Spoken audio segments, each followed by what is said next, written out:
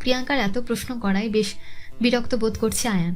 তার কাছে তো সব প্রশ্নের উত্তর নেই। ইনসিয়ার ছেলের নামও সে জানে না, তাই উত্তর দেওয়া তার পক্ষে সম্ভব না। আয়ানকে চুপ দেখে তুষার বলল, ভাইয়া, আপনি কি বিরক্ত বোধ করছেন? তোমরা কিন্সের সাথে দেখা করতে চাও? আয়ানের প্রস্তাবে তুষার ও প্রিয়াঙ্কা দুজনেই খুশি হয়ে গেল। প্রিয়াঙ্কা এক্সাইটেড হয়ে বলল, অবশ্যই, কিন্তু শিয়া কি আমাদের সাথে দেখা করবে? তোমাদের দেখলে অনেক খুশি হবে। কালকে দেখা করে ওকে সারপ্রাইজ দিও। আপনার নাম্বারটা দিন, তাহলে আপনার সাথে যোগাযোগ করতে পারবো। আয়ান নম্বর দেওয়ার পর বলল, আচ্ছা, তোমরা কি বলতে পারবে আমাকে কেমন সিচুয়েশনে হসপিটালে অ্যাডমিট করা হয়েছিল? এটা তো আমি স্বচক্ষেই দেখিনি। শিয়া সব জানে। শিয়াই তো শুরু থেকে আপনাকে টেক কেয়ার করে সুস্থ করে তুলেছিল। তবে এটা জেনে ভালো লাগছে আপনি কোনো কিছু ভুলে যাননি, আমাদেরকেও মনে রেখেছেন। আচ্ছা, অভিমন্যু স্যার কি আপনাদের এখানে ফলো করে? আপনি আর ইনসিয়া নিরুদ্দেশ হওয়ার পর থেকে অভিমন্যু স্যার তো অনেক ক্ষেপে উঠছিলেন। আমাদের খোঁজার জন্য নিজেই চট্টগ্রাম ছেড়ে দেশরক্ত হয়েছে। অভিমন্যুর কথা শুনে আয়ান চৌধুরী সন্দেহজনক কণ্ঠে বলল, ডক্টর অভিমানের কথা বলছো? আপনি তো জানেন অভিমন্যু স্যার আপনাকে মার্ডার করারও চেষ্টা করেছিল। ওই অভিমন্যু স্যারের জন্যই তো আপনার ডান বাহুতে গুলি লেগেছিল। প্রিয়াঙ্কার কথা শুনে আয়ান নিজের ডান বাহুতে হাত রাখল। সে এবার বেশ কনফিউশনে পড়ে যাচ্ছে। ইনসিয়ার অতীতের সাথে সত্যি কি তার কোনো সম্পর্ক রয়েছে, নাকি এ সব কিছুই শুধুমাত্র কোইন্সিডেন্স? সবকিছুই কেমন অদ্ভুত লাগছে আয়ানের কাছে। সে কিছু একটা চিন্তা করে বলল, আমার অনেক কিছু মনে নেই। আচ্ছা, আমি কিভাবে তোমাদের ছেড়ে এসেছিলাম? তুষার ও প্রিয়াঙ্কা সেদিনের পুরো ঘটনা খুলে বলল, যেদিন রায়ান চৌধুরী রূপী আয়ান চৌধুরী তাদের ছেড়ে হারিয়ে গিয়েছিল। এরপর প্রিয়াঙ্কা উদাস হয়ে বলল, শিয়া ওই দিন অনেক বেশি কষ্ট পেয়েছিল। ও জানতো আপনি কোনো না কোনো দিন ওকে ছেড়ে ঠিকই চলে যাবেন, কিন্তু এমন একটা দিনে এরকমটা হবে ও ভাবতেও পারেনি। ও বেশি কষ্ট কেন পেয়েছিল জানেন? নিজের প্রেগনেন্সির জন্য। কেন, সিয়া কি বাচ্চা চায়নি? কেন চাইবে না? প্রেগনেন্সির কথা জানার পর ও তো অনেক বেশি খুশি হয়েছিল। আপনি বাচ্চা পছন্দ করতেন বলে সিয়া আপনাকে না জানিয়ে বাচ্চা নিয়েছিল আপনাকে সারপ্রাইজ দেওয়ার জন্য। সিয়া ওর বার্থডের দিনই জানাতে পারে ও মা হতে চলেছে। আপনাকে সুখবরটা দেওয়ার জন্য অনেক দ্রুত বাড়ি ফিরেছিল, কিন্তু ওই দিনই তারপর? তারপর আপনার ভালো চেয়ে শিয়া নিজেও নিরুদ্দেশ হয়ে গেল। আমাদের না জানিয়ে সে নিজেই যে কোথায় চলে গেল কোনো হদিশ পেলাম না। আর সিমটাও হয়তো বা খুলে ফেলেছিল, তাই ফোনেও পাইনি ওকে। প্রিয়াঙ্কা, চুপ করো তুমি। আয়ান ভাই, আপনি আমাদের থেকে এত কিছু কেন জানতে চাইছেন? শিয়া কি আপনার সাথে এইসব শেয়ার করেনি? তাহলেই হয়েছে। শিয়া আবার কবে আয়ান ভাইয়ের সাথে এত ভালো হলো? আয়ান ভাইয়া কিছু জানতে চাইলে সিয়া তো সবসময় মেজাজ দেখাতো। আচ্ছা ভাইয়া, সত্যি করে একটা কথা বলুন তো, সিয়া কি এখনও আপনার সাথে পায়ে পা বাঁধিয়ে ঝগড়া করে? প্রিয়াঙ্কার প্রশ্ন শুনে আচমকাই আয়ানের অধর কোণে হাসি ফুটে উঠল। সে মুচকি হেসে বলল, অনেক। দেখেছো, আমি যা ভেবেছিলাম তাই হয়েছে। শিয়া জীবনেও শুধরাবে না। ভাইয়া, আপনি ওকে কিভাবে সামলান বলুন তো? এরকমভাবে ওকে আর প্রশ্রয় দেবেন না, না হলে দেখবেন বুড়ো বয়সে বিপদে পড়ে যাবেন। তাহলে আমিই সেটা শুরু করি নাকি? তুষারের কথা শুনে চুপ হয়ে গেল প্রিয়াঙ্কা। হঠাৎই আয়ান কিছু একটা খেয়াল করে দ্রুত কাউকে কল করলো। এরপর সে উঠে দাঁড়িয়ে ধীর কণ্ঠে বলল, এখন দুজন গার্ড আসবে এখানে। তোমরা ওদের সাথে বেরিয়েছ। বি কেয়ারফুল, লাইফ রিস্ক আছে। নিজের কথা শেষ করে আয়ান চৌধুরী নিজের ব্লেজার ঠিক করতে করতে রেস্টুরেন্টের আরেক দিকে আসতে একজন ছেলে উঠে দাঁড়ালো। তাকে কিছু করার সুযোগ না দিয়ে আয়ান দ্রুত নিজের হাতের বাহু দিয়ে তার গলা পিছিয়ে ধরে ওয়াশরুমে চলে আসলো। সে ওয়াশরুমের মেইন দরজা লক করে দিয়ে ছেলেটার কলার ধরে তাকে গান পয়েন্ট করে বলল, আমাকে ফলো করছিলি কেন? কার হয়ে স্পাইং করছিস বল। ছেলেটা কোনো উত্তর না দিলেও আয়ান চৌধুরী আরো ক্ষিপ্ত হয়ে বলল, নাম না বলে এখন শুট করে উপরে পাঠিয়ে দিব। নাম বল, কার কথাই কাজ করেছিস? ছেলেটা ভয়ে ঢোক গিলে বলল, কারুর কথা না, আমি চুরি করার জন্য আপনাকে ফলো করছিলাম। আপনার ওয়ালেট দেখে মনে হলো অনেক টাকা আছে তাই। মিথ্যে কথা বললে এখনই শুট করে দেব। আমি সত্যিই বলছি, কাজের জন্য ঢাকা আসছিলাম কিন্তু কাজ পাচ্ছি না। ওটু ভাড়া নেওয়ার জন্য গিয়েছিলাম কিন্তু মহাজন অনেক টাকা চাইছে। এত টাকা দিয়ে ওটু ভাড়া করতে গেলে আমার কোনো লাভই থাকবে না। গ্রামে আমার বউ প্রেগনেন্ট অবস্থায় পড়ে আছে। আমি ভালো রোজগার পাতি না করলে আমাদের পরিবার শেষ হয়ে যাবে। 2 দিন ধরে আমি কিছু খাইতেও পারি নাই, তাই বাধ্য হয়ে চুরির রাস্তা বেছে নিছি। কয়টা চুরি করছিস এখন পর্যন্ত? সত্যি কথা বলবি, না হলে। একটাও না, আমার তো কোনো অভিজ্ঞতা নাই, তাই একবারও সফল হতে পারিনি। সত্যি বলছি আমি, আমাকে বিশ্বাস করেন। আয়ান কল করার কিছুক্ষণের মধ্যে মবিন এখানে চলে আসলো। আয়ান ছেলেটাকে মবিনের কাছে হ্যান্ড ওভার করে বলল, ওকে আমার আন্ডারগ্রাউন্ডে নিয়ে যা, ওখানে ওর ক্লাস নেবো আমি। ছেলেটা অনেক কান্নাকাটি করেও কোনো লাভ হলো না। আয়ান এতটুকু দয়া দেখালো না তার প্রতি। মবিন সুকৌশলে ব্ল্যাকমেইলের আশ্রয় নিয়ে সবার সামনে দিয়ে বিনা বাধাই ছেলেটাকে রেস্টুরেন্ট থেকে নিয়ে গেল। ওরা চলে যাওয়ার পরপরই আয়ান চৌধুরী চোখে মুখে পানি দিয়ে বাইরে আসতেই দেখে তানিয়া ও ইনসিয়া দাঁড়িয়ে আছে। আয়ান ইনসিয়ার দিকে তাকিয়ে বাঁকা হাসি দিল। ইনসিয়া ঘৃণায় মুখ ঘুরিয়ে নিলেও তানিয়া আয়ানকে দেখে বলল, আরে ভাইয়া, আপনি এখানে? এই তো একটা কাজে এসেছিলাম, তুমি এখানে কেন? আমার আপুর সাথে পিৎজা নিতে এসেছিলাম। অনেকদিন হলো খেতে ইচ্ছে করছিল, তাই আপু আজকে আমাকে নিয়ে রেস্টুরেন্টে এসেছে। That's good. এটা তোমার আপু হয় বুঝি? আপনাকে অসংখ্য ধন্যবাদ ভাইয়া। সেদিন আপনি যদি সিয়ানের জন্য ব্লাড না দিতেন তাহলে কি হতো আমরা জানি না। সিয়ান? পেশেন্টের নাম সিয়ান ছিল নাকি? তা কেমন আছে এখন? আলহামদুলিল্লাহ, কিন্তু এভাবে কতদিন ভালো রাখতে পারবো জানি না। আর সিয়ান তুই আপুরই ছেলে, আপুর ছেলের জন্যই ব্লাড দিয়েছিলেন আপনি। তানিয়ার কথা শুনে আয়ান চৌধুরী ইনসিয়ার দিকে তাকালো। ইনসিয়া তানিয়াকে চুপ করতে বললেও সে তার কথার গুরুত্ব দিচ্ছে না। সে আয়ানের সঙ্গে কথা বলেই চলেছে। এবার আর না পেরিয়ে ইনসিয়া জোরে জোরেই বলল, তানিয়া, কি শুরু করলে তুমি? যাও, টেবিলে গিয়ে বসো। যার তার সাথে এইভাবে এত কথা বলা উচিত নয়। ইনসিয়া রেগে গেছে বুঝতে পেরে তানিয়া আর কথা না বাড়িয়ে একটা টেবিলে গিয়ে বসলো। তানিয়া চলে যাওয়ার পর আয়ান চৌধুরী ইনসিয়ার দিকে তাকিয়ে বলল, সন্দেহটা আগেই করেছিলাম, আর আজ কনফার্ম হয়ে গেলাম। ওই দিন আমার কারের সাথে অ্যাক্সিডেন্ট হওয়া বয়স্ক লোকটাকে তুমি হেল্প করেছিলে, তাই না? আপনাকে এগুলো বলতে বাধ্য নই আমি। এখানে এসো, আপনার গুন্ডামি করতে হবে? হাত ধোয়ার জন্য ওয়াশরুমের কাছে না গেলে আমিও তো জানতে পারতাম না। আপনি এখানে এসো আকাম শুরু করে দিয়েছেন। আচ্ছা, ছেলেটাকে ছেড়ে দিলে কি খুব ক্ষতি হয়েছে? তো ছেলেটা তো অসহায় ও নির্দোষ ছিল। গরিবের অনুভূতি, কষ্টগুলো আপনি কখনোই বুঝবেন না। আমি তো কিছু করিনি। দরজার উপরে থাকা গ্লাস দিয়ে আমি সব কিছুই দেখেছি। আপনি এতটা খারাপ বলার বাহিরে। তবে চিন্তা করবেন না, পাপের ঘোড়া পূর্ণ হলে আপনারও পতন হবে। মানুষের পাপের শাস্তি দুনিয়াতে হয়। ইনসিয়ার কথা শুনে রহস্যময় বাঁকা হাসি দিল আয়ান চৌধুরী। সে আর কিছু না বলেই চলে গেল ইনসিয়ার সামনে থেকে। সন্ধ্যা 6টা। আয়ানের মুখোমুখি বসে আছে ইনসিয়া। কিছুক্ষণ আগেই অফিসে এসেছে সে।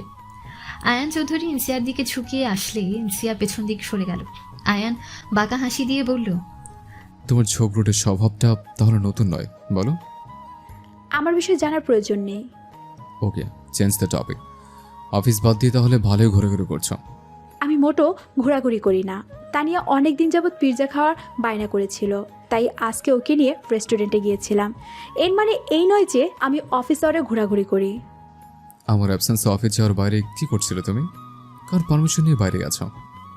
আপনি তো সব সময় অফিসে থাকেন না? এখন আপনার অ্যাবসেন্সে আমি সারা দিন অফিসে বসে থাকবো নাকি? তাই আমার ছেলে দেখাশোনার জন্য আমি বাড়িতে চলে যাই। অফিসে তো আজই এরা বসিয়ে রাখা হয় না তোমাকে। আমি অ্যাবসেন্স থাকলেও তোমার কাজে কিন্তু থেমে নেই। আমি আমার কাজগুলো অফিসে বসে করি বা বাড়িতে বসে করি, সেটা দিয়ে তো কোনো কিছু বিচার করা যায় না। আপনার কাজগুলো কমপ্লিট হলেই হলো। আর আমি রেস্টুরেন্টে যাওয়ায় আপনার খুব প্রবলেম হয়ে গেল নাকি? আফটার অল আমি আপনাকে অকাম করতে দেখে নিয়েছি বলে কথা। বাজে কথা বলা বন্ধ করো। সকল প্রতিষ্ঠানের কিছু রুলস থাকে, এমপ্লয়ীদেরকে সেই রুলস ফলো করে চলতে হয়। যখন মন চাইলে অফিসে আসলাম, আবার চলে গেলাম, এইসব চলবে না। ভুল যখন করেছো তাহলে সরি বলো, না হলে কি করবেন? আমাকে অফিস থেকে বের করে দিবেন?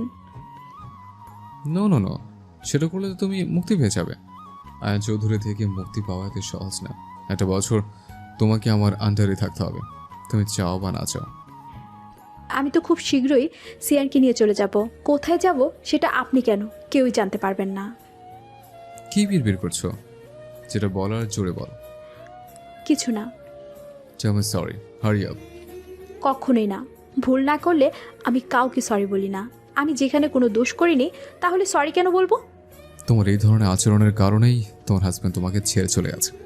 তোর আচরণ খুবই খারাপ, কোনো ছেলে এমনটা সহ্য করবে না। তোমার থেকে মুক্তি পেয়ে বেচারা বেঁচে আছে। আয়ানের কথা শেষ হতে না হতেই ইনসিয়া কষিয়ে থাপ্পড় দিল আয়ানের গালে। আজকে দিয়ে দুবার হলো ইনসিয়া আয়ানকে থাপ্পড় দিয়েছে। আয়ান রেগে গিয়ে ইনসিয়াকে দেওয়ালের সাথে চেপে ধরে বলল, এটা অফিস না হলে তোকে এতক্ষণে শেষ করে দিতাম আমি। ভালো আচরণ করেছি বলে পেয়ে বসেছিস, তাই না? আজকে তোর লিমিট ক্রস করে ফেলেছিস। তোর জীবনে আর কয়েকটা ঘন্টা অবশিষ্ট আছে মাত্র। এর মধ্যে যা খুশি কর, এরপর আর কোনো সুযোগ পাবি না তুই। যা করেছি বেশ করেছি। এই থাপ্পড়টা তোকে আগেই দেওয়া উচিত ছিল। ইচ্ছে করছে না আরও কয়েকটা থাপ্পড় দিতে, এতে যদি মাথা ঠান্ডা হয় আমার। ইনসিয়ার আচরণে আয়ান আরো শক্ত করে দেয়ালের সঙ্গে চেপে ধরল তাকে। ব্যথা লাগলেও ইনসিয়া সেদিকে ভ্রুক্ষেপ না করে বলল, তখন বলছিলি না আমার স্পর্শগুলো তোর কাছে নাকি পরিচিত লাগে? এর কারণ জানতে চেয়েছিলি তাই না? আচ্ছা, কখনো কি ভেবেছিস আমার হাজবেন্ড হুবহু তোর মতো দেখতে কিভাবে হলো? তুই নাকি খুব চালাক, তোর ব্রেন নাকি অনেক শার্প। তাহলে এই নর্মাল বিষয়টা কিভাবে এড়িয়ে গেলি? মনে কখনো প্রশ্ন জাগেনি? ইনসিয়ার কথা শুনে আয়ান ইনসিয়াকে ছেড়ে দূরে সরে বসল। আমি প্রশ্ন তৈরি করে দিলাম, এবার নিজের উত্তর নিজে খুঁজে নিস।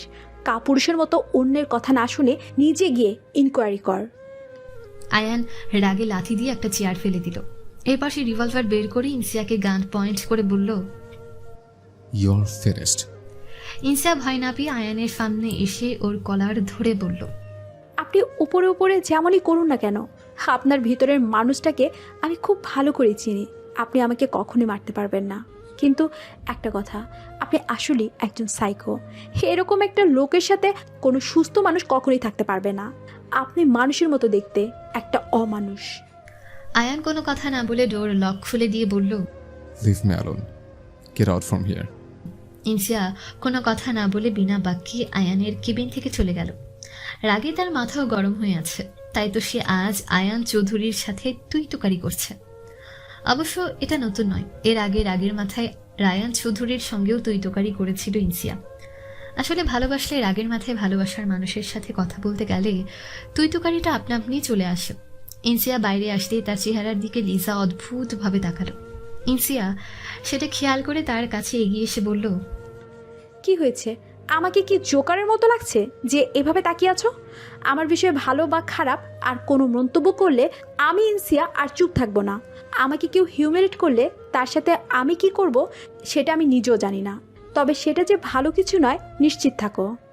কথাগুলো বলে ইনসিয়া গটগট করে চলে গেল। মৃদুল পেছন থেকে ইনসিয়ার নাম ধরে ডাকলেও কোনো লাভ হলো না। অফিসের অন্যান্য স্টাফরা ইনসিয়ার করা এখনকার আচরণ নিয়ে কানাঘুষা শুরু করে দিয়েছে।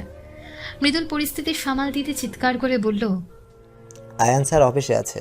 জবটা যদি বাঁচাতে হয় তাহলে সবাই নিজ নিজ কাজে মনোযোগ দিন। অন্যদের নিয়ে ক্রিটিসাইজিং করার জন্য আপনাদের স্যালারি দেওয়া হয় না। মৃদুলের কথা শুনে সবাই নিজেদের কাজ নিয়ে ব্যস্ত হয়ে গেল। মৃদুল তাড়াতাড়ি করে আয়ানের কেবিনে আসতেই দেখে আয়ান রিভলভারে সাইলেন্সার সেট করে দেওয়ালে লাগানো টার্গেট বোর্ড একের পর এক শুট করে যাচ্ছে। এসব দেখে মৃদুলের বুঝতে বাকি রইল না ইনসিয়া ও আয়ানের মধ্যে আবারও ঝামেলা হয়েছে। রাত 11টা। বারে বসে একসাথে ড্রিঙ্ক করছে মৃদুল ও আয়ান চৌধুরী। মৃদুল মূলত ব্রেভার পান করছে আর আয়ান হুইস্কি। হঠাৎ করে মৃদুলের ফোনে আননোন নাম্বার থেকে কল আসলো। সে কল রিসিভ করতে ফোনের ওপাশ থেকে একটা মেইলি কণ্ঠ ভেসে আসলো। আসসালামু আলাইকুম ভাইয়া, আপনি কি ফ্রি আছেন? ওয়ালাইকুম আসসালাম, কে বলছেন? আমি প্রিয়াঙ্কা। তখন আপনি নাম্বার দিলেন যে? Sorry, wrong number. Mridul call কেটে দেওয়ার পর আবারও একই নম্বর থেকে কল আসলো। মৃদুল বিরক্ত হয়ে আবারও কল রিসিভ করে বলল, বললাম তো রং নাম্বার, আবার কল দিচ্ছেন কেন? আপনি রায়হান ভাইয়া না? আপনি নিজেই তো এই নাম্বারটা দিলেন, তাহলে রং নাম্বার হবে কেন? শিয়ার সাথে কি আমাদের নিয়ে ঝামেলা হয়েছে? আমি আপনাকে কিছুক্ষণ পর কল করছি। মৃদুল কল কেটে দিয়ে আয়ানের দিকে তাকিয়ে বলল, তুই কাকে আমার নাম্বার দিয়েছিস? কেন? প্রিয়াঙ্কা নামের একটা মেয়ে কল করেছিল, শিয়ার কথাও বলছে। কি ব্যাপার বুঝতে পারলাম না। মৃদুলের কথা শুনে আয়ান গ্লাস রেখে বলল, দে ফোনটা দে। মানে তুই আমার নাম্বারটা ওই মেয়ের কাছে দিয়েছিস, কিন্তু কে এই মেয়ে? আয়ান মৃদুলের থেকে ওর ফোনটা নিয়ে বলল, প্রিয়াঙ্কা, ইনস ফ্রেন্ড। আয়ান চৌধুরী মৃদুলের ফোনটা নিয়ে উঠে চলে গেল। সে এক সাইডে গেছে প্রিয়াঙ্কাকে কল ব্যাক করলো। হ্যাঁ প্রিয়াঙ্কা, বলো। প্রিয়াঙ্কা স্বস্তির নিঃশ্বাস ছেড়ে বলল, যাক, তাহলে ঠিক নাম্বারে কল করেছিলাম। কিন্তু তখন কে কল রিসিভ করেছিল? আমার অ্যাসিস্ট্যান্ট। অ্যাসিস্ট্যান্ট? আপনার অ্যাসিস্ট্যান্টও আছে? আপনি অনেক বড় কোথাও জব করেন, তাই না ভাইয়া? এসব কথা ছাড়ো, কল কেন করেছিলে? ও হ্যাঁ, কাল কখন কোথায় আসবো বললেন না ভাই, তাই কল করেছিলাম জানার জন্য। আয়ান কিছুক্ষণ চুপ থেকে বলল, আমি তোমাকে অ্যাড্রেস আর টাইম মেসেজ করে জানিয়ে দেবো। এই নম্বরে আর কল করো না। কিন্তু কেন? এত প্রশ্ন কিসের? যেটা বললাম সেটা করো, এখন রাখছি। আয়ান চৌধুরী কল কেটে দিয়ে মৃদুলের কাছে আসতে মৃদুল সন্দেহসূচক দৃষ্টি নিক্ষেপ করে বলল, কি ব্যাপার আয়ান, কি করছিস তুই? কিছু না। তাহলে কে এই মেয়ে, আর আমার নাম্বার ওকে কেন দিয়েছিস? আমার পার্সোনাল ম্যাটার জানার কোনো প্রয়োজন নেই তোর। তোর নম্বর দিয়েছিলাম কারণ আমার কন্ট্যাক্ট নম্বর আমি যাকে তাকে দিই না। ক্লিয়ার? ওকে। পরদিন সকাল 10:30। ইনসিয়া সিয়ানকে নিয়ে বের হয়েছে ফার্মেসিতে যাওয়ার জন্য। সিয়ানের কিছু মেডিসিন কেনার আছে। তানিয়া স্কুলে যাওয়ার কারণে ইনসিয়াকে একাই আসতে হয়েছে সিয়ানকে নিয়ে। এই মেডিসিনগুলো লোকাল ফার্মেসিতে পাওয়া যায় না, তাই বস্তি ছেড়ে মেইন শহরে আসতে হয়। ইনসিয়া মেডিসিন কেনার পর ফুচকার দোকান দেখে সেখানে আসলো। অনেকদিন ফুচকা খাওয়া হয় না। ফুচকাওয়ালা মামা ফুচকা দেওয়ার পর ইনসিয়া সিয়ানকে নিয়ে বেঞ্চের উপরে বসলো। বাচ্চা ছেলেটা তার মায়ের মুখের দিকে তাকিয়ে আছে। সিয়ানকে মাম্মা মাম্মা বলে ছটফট করতে দেখে ইনসিয়া তার কপালে চুমো দিয়ে বলল, তোর এখনো বয়স হয়নি সোনা, বড় হ, তারপর তোকেও খাওয়াবো। ইনসিয়া একটা ফুচকা মুখে নিতে যাবে তখনই কেউ এসে ওর হাত ধরে আটকে দিল। ইনসিয়া হকচকিয়ে সেদিকে তাকাতেই দেখে আয়ান চৌধুরী দাঁড়িয়ে আছে। তার মুখে কোনো মাস্ক নেই, সুতরাং সে সাধারণ মানুষের মতোই বাইরে আছে। ইনসিয়া ভয়ে থতমত খেয়ে নিজেদের সন্তানের দিকে তাকালো। সে দ্রুত ওড়না দিয়ে সিয়ানের মুখটা ঢেকে দেওয়ার চেষ্টা করেও কোনো লাভ হলো না। সিয়ান বারবার মুখের উপর থেকে ওড়না সরিয়ে দিচ্ছে। ভয়ে ইনসিয়ার গলা শুকিয়ে গাছ। যে ভয়টা সে পাচ্ছিল আজ সেটাই সত্যি হলো। আয়ানের থেকে সিয়ানকে আড়ালে রাখতে চাইলেও আজ ব্যর্থ হলো সে। বাইরে বসে এসব আনহাইজিন খাবার খেয়ে অসুস্থ হবে, তারপর এক্সকিউজ দেখিয়ে অফিসে না আসার বাহানা বানাবে। ইনসিয়া আয়ানের বলা কথায় ভ্রুক্ষেপ না করে উঠে দাঁড়িয়ে সিয়ানকে বুকের উপর সোজা করে নিল। এতে করে সিয়ানের মুখটা পেছন দিকে থাকবে। সে এখনো চেষ্টা করে যাচ্ছে যাতে করে আয়ান চৌধুরী সিয়ানের ফেসটা দেখতে না পায়। এরকম প্রতিবন্ধীদের মতো করছো কেন? আমি তোমার থেকে তোমার ছেলেকে ছিনে নিতে আসিনি। শান্ত হয়ে দাঁড়াও। আপনি এখানে কেন? সেটা জানার কোনো প্রয়োজন নেই। এটা বলো, তোমার ফোন সুইচ অফ কেন? এমনি। অফিসে আমার সাথে সিনক্রেট করে চলে গেলে এরপর থেকে ফোন অফ করে রেখেছো। গত রাতে অসংখ্যবার কল করেছে, আজ সকালেও কল করেছে, কিন্তু ফোন অন করোনি। কি প্রবলেম তোমার? আমার ফোন আমি সুইচ অফ করে রাখি বা অন করে রাখি, আপনার তাতে কি? এটা নিতান্তই আমার পার্সোনাল ম্যাটার। ভুলে যেও না, তুমি এখন আমার কোম্পানিতে জব করো। যে কোনো প্রয়োজনে তোমাকে যখন তখন কল করা হতে পারে, তাই তোমাকে অল টাইম ফোন অন করে রাখতে হবে। জয়নিং ডেটে তোমাকে রুলসে বলা হয়নি? আমার ফোনে চার্জ থাকছে না, তাই অফ হয়ে গেছে। অনেক পুরনো ফোন তো তাই। আচ্ছা, আমি এখন আসি, আমাকে দ্রুত বাড়ি যেতে হবে। যাবে তো, কিন্তু আমার বাড়িতে। কি? তুমি এখন আমার সঙ্গে আমার বাড়ি যাবে। তুমি একা নও, তোমার ছেলে সিয়ানও যাবে আমার সঙ্গে। অসম্ভব। আয়ান চৌধুরী জোর করে ইনসিয়ার কাছ থেকে সিয়ানকে কোলে নিল। আয়ানের কাছে গিয়ে সিয়ানও বেশ খুশি। অপরিচিত মানুষের কাছে গিয়ে সে কান্নাও করছে না, উল্টো আয়ানের গালে মাথায় হাত বুলাচ্ছে আর হাসছে। এটাই হয়তো রক্তের সম্পর্ক। বাবার সান্নিধ্যে ছোট বাচ্চাটাও ঠিকই বুঝতে পেরেছে, তাই তো সে এত শান্ত হয়ে আছে। ইনসিয়া আয়ানের থেকে সিয়ানকে নিতে গেলে সিয়ান আয়ানের গলা জড়িয়ে ধরল। আয়ান বাঁকা হেসে বলল, দেখেছ, সিয়ান নিজেও তোমার কাছে যেতে চায় না। এনিওয়ে, দেরি হয়ে যাচ্ছে, চলো আমার সাথে। যদি না যাও তাহলে তোমার বস্তির লোকজনদের জন্য ভালো হবে না। আমি গত রাতে বস্তিতে যেতে চেয়েছিলাম, বাট পরে ডিসিশন চেঞ্জ করেছে, কারণ তোমাকে ওয়ার্নিং দিয়ে একবার সুযোগ দিতে চেয়েছিলাম। আয়ান চৌধুরী সবাইকে একবার করে সুযোগ দেয়। আপনি কি চাইছেন বলুন তো? অফিসের ঝামেলা বাইরে আনবেন না প্লিজ। কালকে বিষয় নিয়ে আমি কিছু বলছি না। এখন তুমি আমার সাথে ভালো ভালো যাবে, ঠিক আমাকে বিকল্প রাস্তা বেছে নিতে হবে। সেটা কিন্তু তোমার ছেলে সিয়ানের জন্য ভালো হবে না। ইনসিয়া কিছুক্ষণ চুপ থেকে বলল, আমি যাব আপনার সাথে, কিন্তু কেন নিয়ে যাবেন? ক্রমশ প্রকাশ্য। না চাইতেও ইনসিয়া বাধ্য হয়ে আয়ানের গাড়িতে গিয়ে বসলো। আমি একটু আসছি, অপেক্ষা করো। আয়ান গাড়ি থেকে লক করে দিয়ে ফুচকাওয়ালা মামার বিল মিটিয়ে দিল। এরপর সে সিয়ানকে নিয়ে একটা মার্কেটে আসলো। সেখানে মৃদুল কোনো একটা কাজে এসেছিল সেখানে। সে আয়ানের কোলে বাচ্চা দেখে হতভম্ব হয়ে গেল। আয়ান, তোর কোলে এটা কার বাচ্চা? ইনসিয়ার ছেলে। আয়ানের কথা শুনে ঘাবড়ে গেল মৃদুল। সে ভীতর স্বরে বলল, তুই কি বাকিদের মতো শিয়ানকেও? তুই ওর নাম জানলে কিভাবে? মানে ইনসিয়ার বেবির ব্যাপারে তুই আগে থেকে সবকিছু জানতে? আয়ানের কথায় আরো বেশি করে ঘাবড়ে গেল মৃদুল। সে নিজের আত্মরক্ষার জন্য বলল, আমি গতকালই জানতে পেরেছি, কিন্তু তোকে বলা হয়ে ওঠেনি। আমাকে বোকা বানানোর চেষ্টা করিস না। ওই দিন সিয়ানকে ব্লাড দেওয়ার জন্যই তুই আমাকে হসপিটালে নিয়ে গিয়েছিলি, তাই না? সেখানে ইনসিয়াও ছিল। তুই এসব কি বলছিস আয়ান? এমন কিছুই নয়। ব্যাস, তোর উপর যতটুকু বিশ্বাস আছে, মিথ্যে কথা বলে ততটুকু নষ্ট করে দিস না। তাই নিয়ে আমাকে সবটাই বলেছেন। আশা করি তুই এবার বুঝেছিস। আমি আসলে এখন কিছু বলবো না, আমার মিশন শেষ হোক, তারপর তোর ক্লাস নেব আমি। আয়ান, তোর ফোনটা দে, একজনকে মেসেজ করার আছে। প্রায় আধা ঘন্টা পর আয়ান চৌধুরী সিয়ানকে নিয়ে গাড়ির কাছে আসলো। ইনসিয়া এতক্ষণে কান্নাকাটি শুরু করে দিয়েছে। সে ভেবেছিল আয়ান চৌধুরী হয়তো আজীবনের জন্য সিয়ানকে তার থেকে ছিনিয়ে নেবে, কিন্তু এখন তার ধারণা ভুল প্রমাণিত হলো। আয়ান ডোর লক খুলে দিতেই ইনসিয়া আয়ানের কাছ থেকে সিয়ানকে নিতে গেলেও লাভ হলো না। সিয়ান আয়ানকে শক্ত করে ধরে রেখেছে। জোর করতে গেলেই কান্না করে দিচ্ছে বাচ্চাটা। সে আয়ানের গলা জড়িয়ে ধরে বাবাই বলে ডাকতেই হকচকিয়ে গেলেন ইনসিয়া। সে আয়ানের দিকে চোখ ছোট ছোট করে তাকালে আয়ান বাঁকা হেসে বলল, ছেলে তোমার হলেও বুদ্ধির দিক থেকে ও অনেক এগিয়ে। অন্য বাচ্চারা তাদের বাবাকে বাবা বলে রাখছে, তাই সিয়ানও তখন আমাকে বাবাই বলে সম্বোধন করছে। লাইফে ফার্স্ট টাইম কেউ আমাকে বাবা বলে ডাকলো। ফিলিংসটা সত্যি অন্যরকম। হার্টবিট কেমন দ্বিগুণ হয়ে গেছে। আয়ানের কথা শুনে কোনো প্রত্যুত্তর করল না ইনসিয়া। সে জোর করে সিয়ানকে কোলে নিয়ে বলল, তোর কোনো বাবা নেই শোনা, সে অনেক আগে মারা গেছে, যাকে তাকে বাবা বলে ডাকতে হয় না।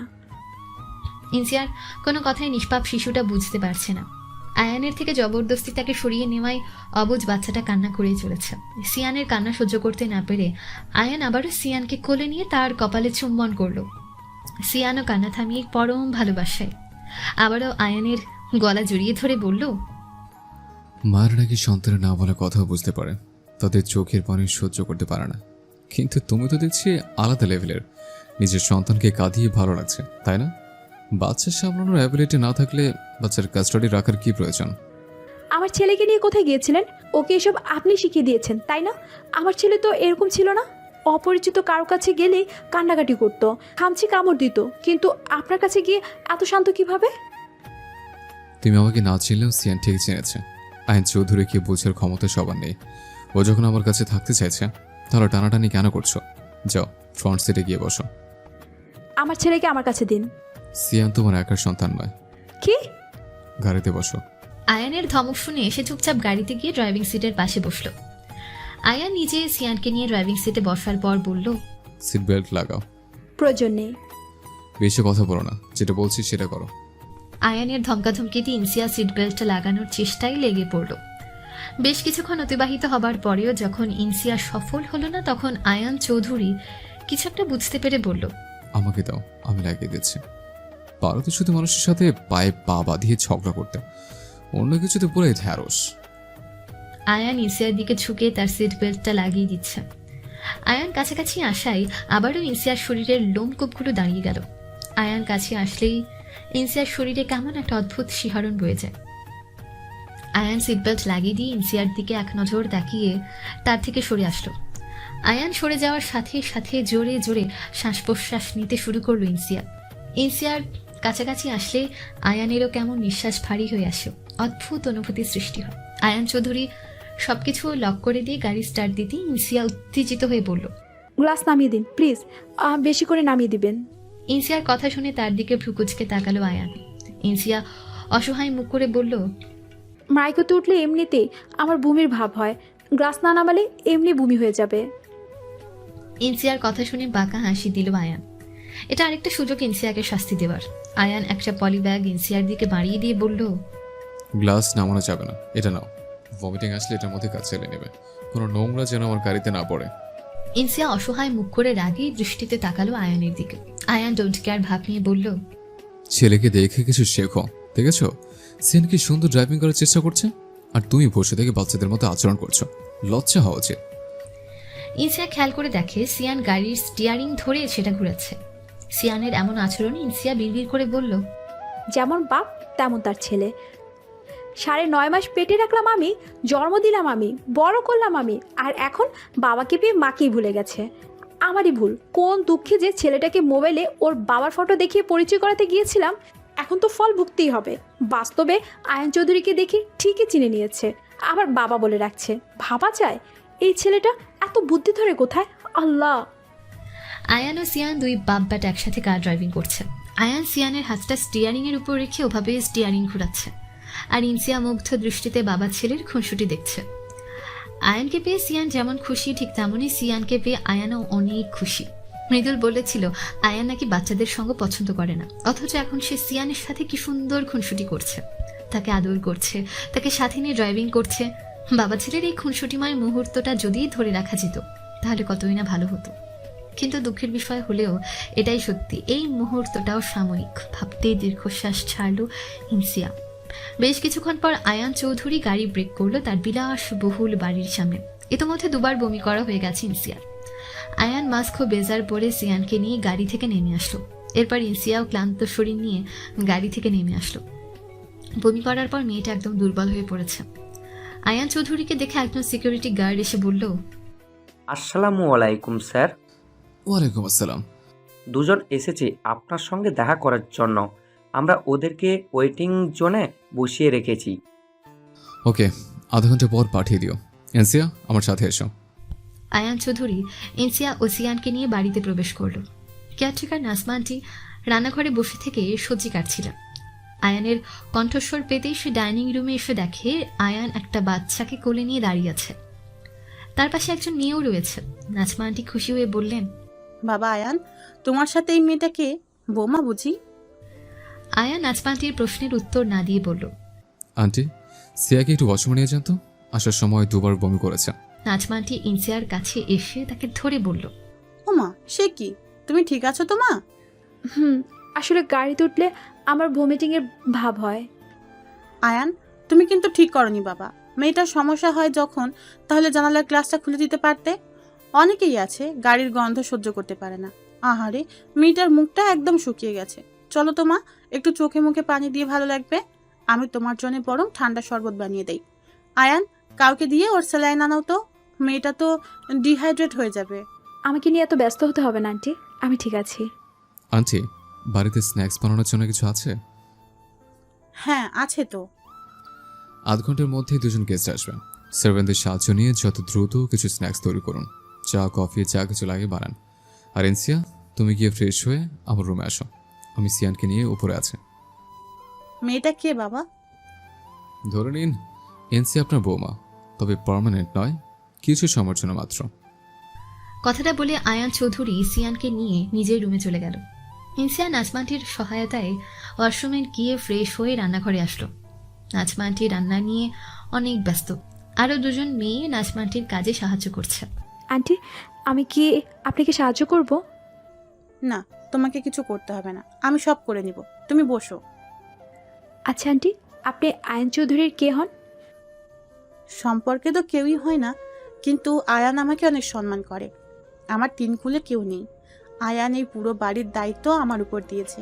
আমি এই পুরো বাড়ির দেখাশোনা করি। আয়ান মাঝে মধ্যে ঘুরতে আসে এখানে, তবে রাতে থাকেনি কখনো।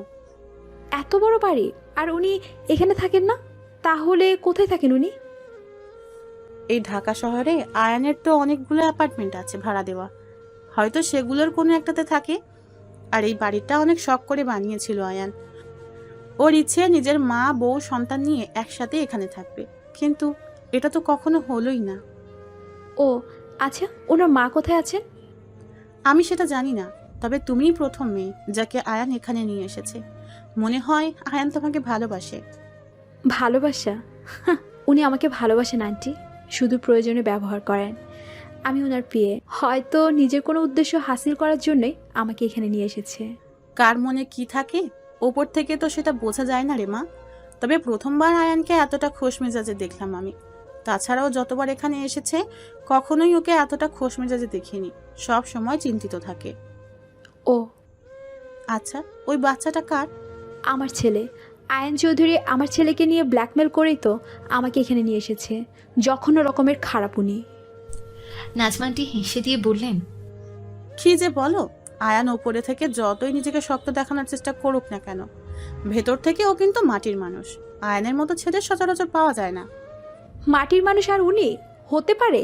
আমি আর কিচ্ছুই বলতে চাই না। এর মধ্যে আয়ান কল করে ইনসিয়া তার সাথে ফোনে কথা বলল। এরপর সে কল কেটে দিয়ে বলল, আন্টি, উনি আমাকে ওনার রুমে ডেকেছেন। আমি তো জানি না ওনার রুম কোনটা, একটু দেখিয়ে দিবেন প্লিজ। আমি তো রান্না করছি, দাঁড়াও। এই মিতালি, ওকে একটু আয়নের রুম অব্দি পৌঁছে দিয়ে আয় তো। মিতালি নামের মেয়েটা আঁশ পটি রেখে উঠে দাঁড়ালো। এরপর সে ইনসিয়াকে আয়ানের রুম পর্যন্ত পৌঁছে দিয়ে চলে গেল। ইনসিয়া দরজায় হালকা ধাক্কা দিতে দরজা খুলে গেল। এত সুন্দর বাড়ি অথচ আয়ানের এমন অদ্ভুত বেডরুম দেখে অবাক হলো ইনসিয়া। লোকটা এমন অদ্ভুত কেন? কালো রঙের এই রুমটায় কেমন গা ছমছমে পরিবেশ বিরাজ করছে। ইনসিয়া রুমের ভেতর প্রবেশ করতে সিয়ানের হাসির শব্দ তার কানে ভেসে আসলো। রুমটা বেশ বড় আর ফার্নিচার সহ দেওয়ালের রং কালো হওয়ায় ইনসিয়া বেশ অস্বস্তি বোধ করছে এখানে। সে ধীর পায়ে বিছানার দিকে আসতেই দেখে আয়ান সিয়ানকে সাথে নিয়ে মোবাইলে গেম খেলছে। গেম খেলতে গিয়ে সিয়ান মাঝে মাঝে এভাবে হেসে উঠছে। মেমোরি ফিরে আসায় আয়ান চৌধুরী নাকি বদলে গেছে। তাহলে এই অভ্যেসটা কিভাবে রয়ে গেল? মানুষটা তো আগেও বাচ্চাদের মতন করে এইভাবে গেম খেলতোই ইনসিয়ার ফোনে। সুযোগ পেলে ইনসিয়া স্মার্টফোন নিয়ে গেম খেলতে বসে যেত, আর আজ নিজের সন্তানকে সাথে নিয়ে সে একই গেম খেলছে। ভাবনা থেকে বের হয়ে ইনসিয়া কড়া স্বরে বলল, আমার ছেলেকে ফোন দেখাচ্ছেন কেন? আমি আমার ছেলেকে ফোন অ্যাডাক্টেড করতে চাই না। ফোন দূরে রাখুন। একটু আধটু ফোন দেখলে কিছু হবে না। দেখুন, আমার ছেলেটা অনেক অসুস্থ। আমার ছেলেকে আমি একাই মানুষ করেছি। অনেক স্ট্রাগল করতে হয় ওকে নিয়ে। দয়া করে ওর বদ অভ্যাস তৈরি করবেন না। বেশি কথা না বলে ওয়াশরুমে গিয়ে ড্রেস চেঞ্জ করো। এখানে ড্রেস রাখা আছে, চাইলে গোসলও করতে পারো, ফ্রেশ ফিল করবে। তোমার পরিচিত দুজন আসবে, ওরা যেন বুঝতে না পারে আমি রায়ান চৌধুরী নই। মানে? এত মানে বুঝতে হবে না, তোমাকে যেটা বলেছি সেটা করো। আপনার উদ্দেশ্য কি বলুন তো? আপনার হাবভাব সুবিধা লাগছে না আমার কাছে। সিয়ানের ভালো চাইলে যেটা বলছি সেটা করো, বেশি প্রশ্ন করো না। আমাকে প্রশ্ন করার অধিকার কারণ নেই। আর ওয়াশরুমে যেতে যদি ভালো না লাগে তাহলে আমার সামনে চেঞ্জ করতে পারো, আমার কোনো আপত্তি নেই। সিয়ানের কথা ভেবে ইনসিয়া আর কথা বাড়ালো না। সে বিনা বাক্যে ওয়াশরুমে চলে গেল। কিছুক্ষণ পর ইনসিয়া বাইরে আসলো। বমি করার কারণে অনেক ক্লান্ত লাগছিল বলে সে গোসল দিয়েছে। পরনে তার navy blue colour long gown ও কালো ওড়না। আয়ান তার দিকে এক দৃষ্টিতে তাকিয়ে আছে। সে সিয়ানের হাতে মোবাইল দিয়ে উঠে আসলো। আয়ান ইনসিয়ার কাছে এসে ওর বেঁধে রাখা চুলগুলো খুলে দিয়ে পেছন থেকে তাকে জড়িয়ে ধরল। আয়ান চৌধুরী ইনসিয়ার ঘাড়ে না ঘষতে ঘষতে ঘোর লাগানো কণ্ঠে বলল, আর কত রূপ দেখাবে তুমি সিয়া? তোমার প্রত্যেকটা রূপ আমাকে নতুন করে আকর্ষিত করে তোমার প্রতি। তোমার প্রত্যেকটা রূপে আমি বারবার করে মুগ্ধ হই। আয়ানের কথাগুলো শুনে একদম পাথর হয়ে গেল ইনসিয়া। এই কথাগুলো এরকম ভাবে রায়ান চৌধুরীও এক সময় তাকে বলেছিল, আর আজ একই কথা আয়ান চৌধুরীও বলছে। কিন্তু মানুষ একজন হলেও পরিচয় পরিস্থিতি সম্পূর্ণ ভিন্ন। ইনসিয়ার নেত্রকোনায় পানি এসে জমেছে। অতীতের কথা মনে হতেই তার বুকের মধ্যে কেমন একটা করছে। ইনসিয়াকে নিশ্চুপ দেখে আয়ান চৌধুরী তাকে নিজের দিকে ঘুরালো। ইনসিয়ার চোখে পানি দেখে আয়ান চৌধুরী বলল, আমি তো এখন তোমাকে কোনো আঘাত করিনি। কান্না করছে কেন সিয়া? সত্যি তোমাকে ভেজা চুল অনেক সুন্দর লাগছে, তোমার প্রতি আকর্ষিত হচ্ছে আমি। ইনসিয়া আয়ানের থেকে দূরে সরে আসলো। আমাকে এভাবে হুটহাট স্পর্শ করবেন না, আর এই ধরনের কথাবার্তা কখনো মুখেও আনবেন না। আমার অস্বস্তি হয়। আর হ্যাঁ, ওই রাতের কথা ভুলে যান, ওটা শুধু একটা মিস্টেক ছিল মাত্র।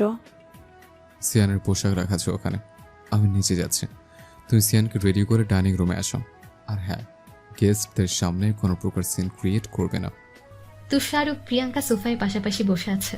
ওদের সামনে বসে আছে আয়ান চৌধুরী। নাজবানটি ট্রেতে করে চা ও কিছু স্ন্যাক্স রেখে গেল। নাও চা খাও তোমরা। সিয়া কোথায় ভাইয়া? এসব পরে খাওয়া যাবে, সিয়াকে ডাকুন। আসলে খাওয়া দাওয়া তো হতেই থাকতো, আমরা শিয়ার সঙ্গে দেখা করতে এসেছি, ওকে ডাকুন। ওকে তো আসতে বলেছি, কিন্তু দেরি করছে কেন? আচ্ছা তোমরা বসো, আমি ডেকে নিয়ে আসছি। আয়ান নিজের বেডরুমে এসে দেখে ইনসিয়া সিয়ানকে নিয়ে উল্টো দিক হয়ে বসে আছে। আয়ান রুমে প্রবেশ করে রাগী স্বরে বলল, তোমাকে বলেছি না নিচে আসতে, এখানে বসে আছো কেন? গেস্টরা ওয়েট করছে। সিয়ানের ক্ষুধা লেগেছে, তাই ওকে দুধ খাওয়াচ্ছি। এদিকে আসবেন না প্লিজ। ইনসিয়ার কথা বুঝতে পেরে আয়ান আর কিছু বলল না। সিয়ানকে দুধ খাওয়ানো শেষ করে তাকে বিছানায় শুইয়ে দিল ইনসিয়া। এরপর আয়ান চৌধুরী সিয়ানকে কোলে নিয়ে বলল, তাড়াতাড়ি নিচে আসো। আয়ান সিয়ানকে নিয়ে ডাইনিং রুমে আসলো। আয়ানের কোলে বাচ্চা দেখে তুষার ও প্রিয়াঙ্কা দুজনেই উঠে দাঁড়ালো। ভাইয়া, এটাই কি আপনাদের ছেলে? মাশাআল্লাহ, একদম আপনার মতো হয়েছে। প্রিয়াঙ্কা আয়ানের কাছে থেকে সিয়ানকে কোলে নিয়ে বলল, বয়স কত হলো ওর? 1 বছর চলছে। ইনসিয়ার কণ্ঠস্বর পেয়ে তার দিকে তাকালো প্রিয়াঙ্কা ও তুষার। ইনসিয়াকে দেখা মাত্র প্রিয়াঙ্কা তুষারের কাছে সিয়ানকে দিয়ে ছুটে গিয়ে ইনসিয়াকে জড়িয়ে ধরল। এতদিন পর নিজের প্রিয় বান্ধবীকে পেয়ে ইনসিয়াও বেশ খুশি। আয়ান চৌধুরী তাকে এত বড় একটা সারপ্রাইজ দেবে সেটা সে ভাবতেই পারেনি। সিয়া, কেমন আছিস তুই? কতদিন পরে দেখলাম তোকে, মোটাও হয়ে গেছিস রে। আছি আলহামদুলিল্লাহ। তোরা কেমন আছিস? বিয়ে করেছিস? না, বিয়ের শপিং করার জন্যই ঢাকা এসেছিলাম, কিন্তু এখানে এসে ভাইয়ার সাথে দেখা হয়ে গেল। বিয়ের শপিং করতে এসে আমি যে তোকে খুঁজে পাবো ভাবতেই পারিনি। অপরিচিত মানুষের কোলে গিয়ে সিয়ান সেই যে কান্না করা শুরু করেছে, থামার নামও নেই। আয়ান তুষারের থেকে সিয়ানকে কোলে নিতেই বাচ্চাটা কান্না থামিয়ে আয়ানের গলা জড়িয়ে ধরল। সিয়ানের এমন কাণ্ডে প্রিয়াঙ্কা মজা করে বলল, ভাইয়া, আপনার ছেলে দেখছি আপনার গুণই পেয়েছে। মেয়েদের সঙ্গ আপনিও যেমন এড়িয়ে চলতেন, আপনার ছেলেও তাই। আমি কোলে নেওয়ার সাথে সাথে যেই কান্না জুড়লো, এখন আপনার কাছে গিয়ে সব ঠান্ডা। বাচ্চাদের মধ্যে তো বাবা মায়ের বৈশিষ্ট্য থাকবেই, কিন্তু আমার ছেলেটা আবার ওর বাবার বৈশিষ্ট্যই বেশি পেয়েছে। তবে আমি চাই না সিয়ান ওর বাবার মতো হোক। আয়ানের দিকে তাকিয়ে বলল ইনসিয়া, সে কি করে? এখনো ঝগড়া করিস নাকি ভাইয়ার সাথে? ভালো হলি না তুই? তবে যাই বল, তোর ছেলেটা দেখতে কিন্তু মাশাআল্লাহ একদম ভাইয়ার মতোই হয়েছে দেখতে। প্রত্যুত্তরে ইনসিয়া তার ছেলের হাসি দিয়ে বলল, সেই 9.5 মাস ওকে পেটে রাখলাম আমি, এত স্ট্রাগল করে এক হাতে বড় করে তুললাম আমি, আর ছেলে দেখো পুরো বাবার মতো হয়েছে। আমার যেন কোনো ভূমিকাই নেই। প্রিয়াঙ্কা আয়ানের সামনে এসে বলল, দিস ইজ নট ফেয়ার ভাইয়া। আপনি তো এমন ছিলেন না। আপনি তো সবসময় শিয়ার কাছে হেল্প করার চেষ্টা করতেন, ওর কত কেয়ার করতেন। তাহলে শিয়ানের খেলার সময় শিয়া একা কেন রাখবে? আপনি সময় দেন না। আয়ান এক নজর ইনসিয়ার দিকে তাকিয়ে বলল, আমি আসলে কাজ নিয়ে এতটাই ব্যস্ত যে সময় হয়ে ওঠে না। আচ্ছা তোমরা বসো, চা স্ন্যাক্স খাও। সিয়া, ওদেরকে বলো। তোরা বস না, কতদিন পর দেখা, অনেক গল্প আছে। তোর ওপর আমরা রেগে আছি শিয়া। তুই আর ভাইয়া আবারও এক হয়েছিস। কই, আমাদের তো জানাসনি। এতদিনে আমাদের সঙ্গ একবারও যোগাযোগও করিসনি। আচ্ছা, আমরা কি এতটাই পর হয়ে গেলাম তোর কাছে? না রে, এমন কিছু না। আসলে আমার ওই সিমটা হারিয়ে গেছে, আর তোদের ফোন নাম্বারও মুখস্থ ছিল না আমার, তাই কন্ট্যাক্ট করতে পারিনি। তোদের ফোন নাম্বারটা দিস তো। আমাদের মিথ্যে কথা বলে এলাকা ছেড়ে চলে গিয়েছিলি কেন বলতো? কোথায় না খুঁজেছি তোকে? আমাদের কি মানুষ বলে মনে হয় না তোর? আসলে আমি চাইনি আমার নতুন ঠিকানা কেউ জানুক। আমি নতুন জায়গায় নতুন করে জীবন শুরু করতে চেয়েছিলাম, যেখানে আমাকে কেউ চিনবে না। সরি রে, পারলে আমাকে মাফ করে দিস। চট্টগ্রাম আসলে কি হতো? আমরা তো ঠিকানা না জানলেও তুই তো জানিস আমরা কোথায় থাকি। অভিমন্যুর মুখোমুখি হতে চাইনি, আর এলাকায় থাকলে নিশ্চয়ই আমজাদ স্যার আমার বাচ্চার ক্ষতি করে দিত। আচ্ছা, ভাইয়ার সঙ্গে তুই পুনরায় মিলিত হলি কিভাবে? কতদিন হলো? ইনসিয়া আয়ানের দিকে তাকালে আয়ান চৌধুরীর প্রসঙ্গ বদলে বলল, আরে তোমরা তো কিছুই খাচ্ছ না। গল্প তো পরে করা যাবে, ঠান্ডা হয়ে যাবে, খাও খাও। জি ভাইয়া। তা তোরা কিছুদিন থাকবি তো? না রে, 3 দিন হলো ঢাকা এসেছি, একটা কাজ ছিল। পরে ভাবলাম বিয়ের কেনাকাটা এখান থেকেই করে নিই, তাহলে ভালো হবে। সামনের সপ্তাহে আমাদের বিয়ে, তোদেরকে কিন্তু অবশ্যই আসতে হবে। এতদিন পর তোদের খুঁজে পেলাম। তোরা যদি না আসিস তাহলে খুব রাগ করব। সিয়া যাবে তো? আমরা 3 জনে যাব। আয়ানের কথা শুনে ইনসিয়া তার দিকে কটমট করে তাকালো। আয়ান চৌধুরী সেদিকে ভ্রুক্ষেপ না করে সিয়ানের সঙ্গে মজা করছে। আপনার উপরে ভরসা করলাম ভাইয়া, আমরা অপেক্ষায় থাকবো কিন্তু। আমি শুধু আপনাদের বাবা ছেলের কাহিনী দেখছি ব্রো। শিয়ান দেখছি পুরোই বাবা ভক্ত, আপনাকে ছাড়া কিছুই বোঝে না। আমি তো জানতাম ছেলেরা মা ভক্ত হয়। কিছুক্ষণ আগেই বিদায় নিয়েছে প্রিয়াঙ্কা ও তুষার। আয়ান তাদের এগিয়ে দিয়ে বাড়িতে নিজের রুমে আসতে ইনসিয়া তার কলার চেপে ধরে বলল, কি চলছে আপনার মাথায়? কি প্ল্যান করেছেন বলুন তো? আমার পুরনো ফ্রেন্ডদের ডেকে এনে হাজব্যান্ড ওয়াইফের নাটক কেন করলেন? নাটকটা বাস্তবে কনভার্ট করলে কি প্রবলেম হবে তোমার? মানে? ধরে নাও আমি তোমার রায়ান চৌধুরী। অসম্ভব। আপনি সারা জীবন চেষ্টা করলেও কোনো দিন রায়ান চৌধুরী হয়ে উঠতে পারবেন না। আপনাদের মানসিকতা, চরিত্র, ব্যক্তিত্ব সম্পূর্ণই আলাদা। আর সবচেয়ে বড় কথা হলো আই হেট ইউ। ইয়েস, আমি ঘৃণা করি আপনাকে। তুমি আমাকে একটা প্রশ্ন তৈরি করে দিয়েছিলে না? আমি খুব শীঘ্রই সেটার উত্তর বের করে নেব। কিন্তু কিন্তু কিন্তু তোমাকে এখন থেকে এখানেই থাকতে হবে। হোয়াট? তুমি ঠিকই শুনেছ। তুমি এখন থেকে সিয়ানকে নিয়ে এখানেই থাকবে। আমি চাই না সিয়ান বস্তির নোংরা পরিবেশে বেড়ে উঠুক। আপনি চাওয়া না চাওয়াকে, আমার ছেলেকে নিয়ে আমার যেখানে খুশি সেখানে থাকবো। আমাদের পার্সোনাল লাইফে আপনার ইন্টারফেয়ার করার কোনো রাইট নেই।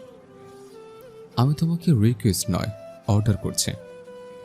এটা কোনো অফিসিয়াল ইস্যু নয় যে আমাকে আপনার এই ওয়ার্ডার মানতে হবে। আপনার উদ্দেশ্যটা কি সেটা সাফ সাফ বলে দিন। আয়ান চৌধুরীর উদ্দেশ্য ছাড়া কিছুই করে না, এটা ঠিক।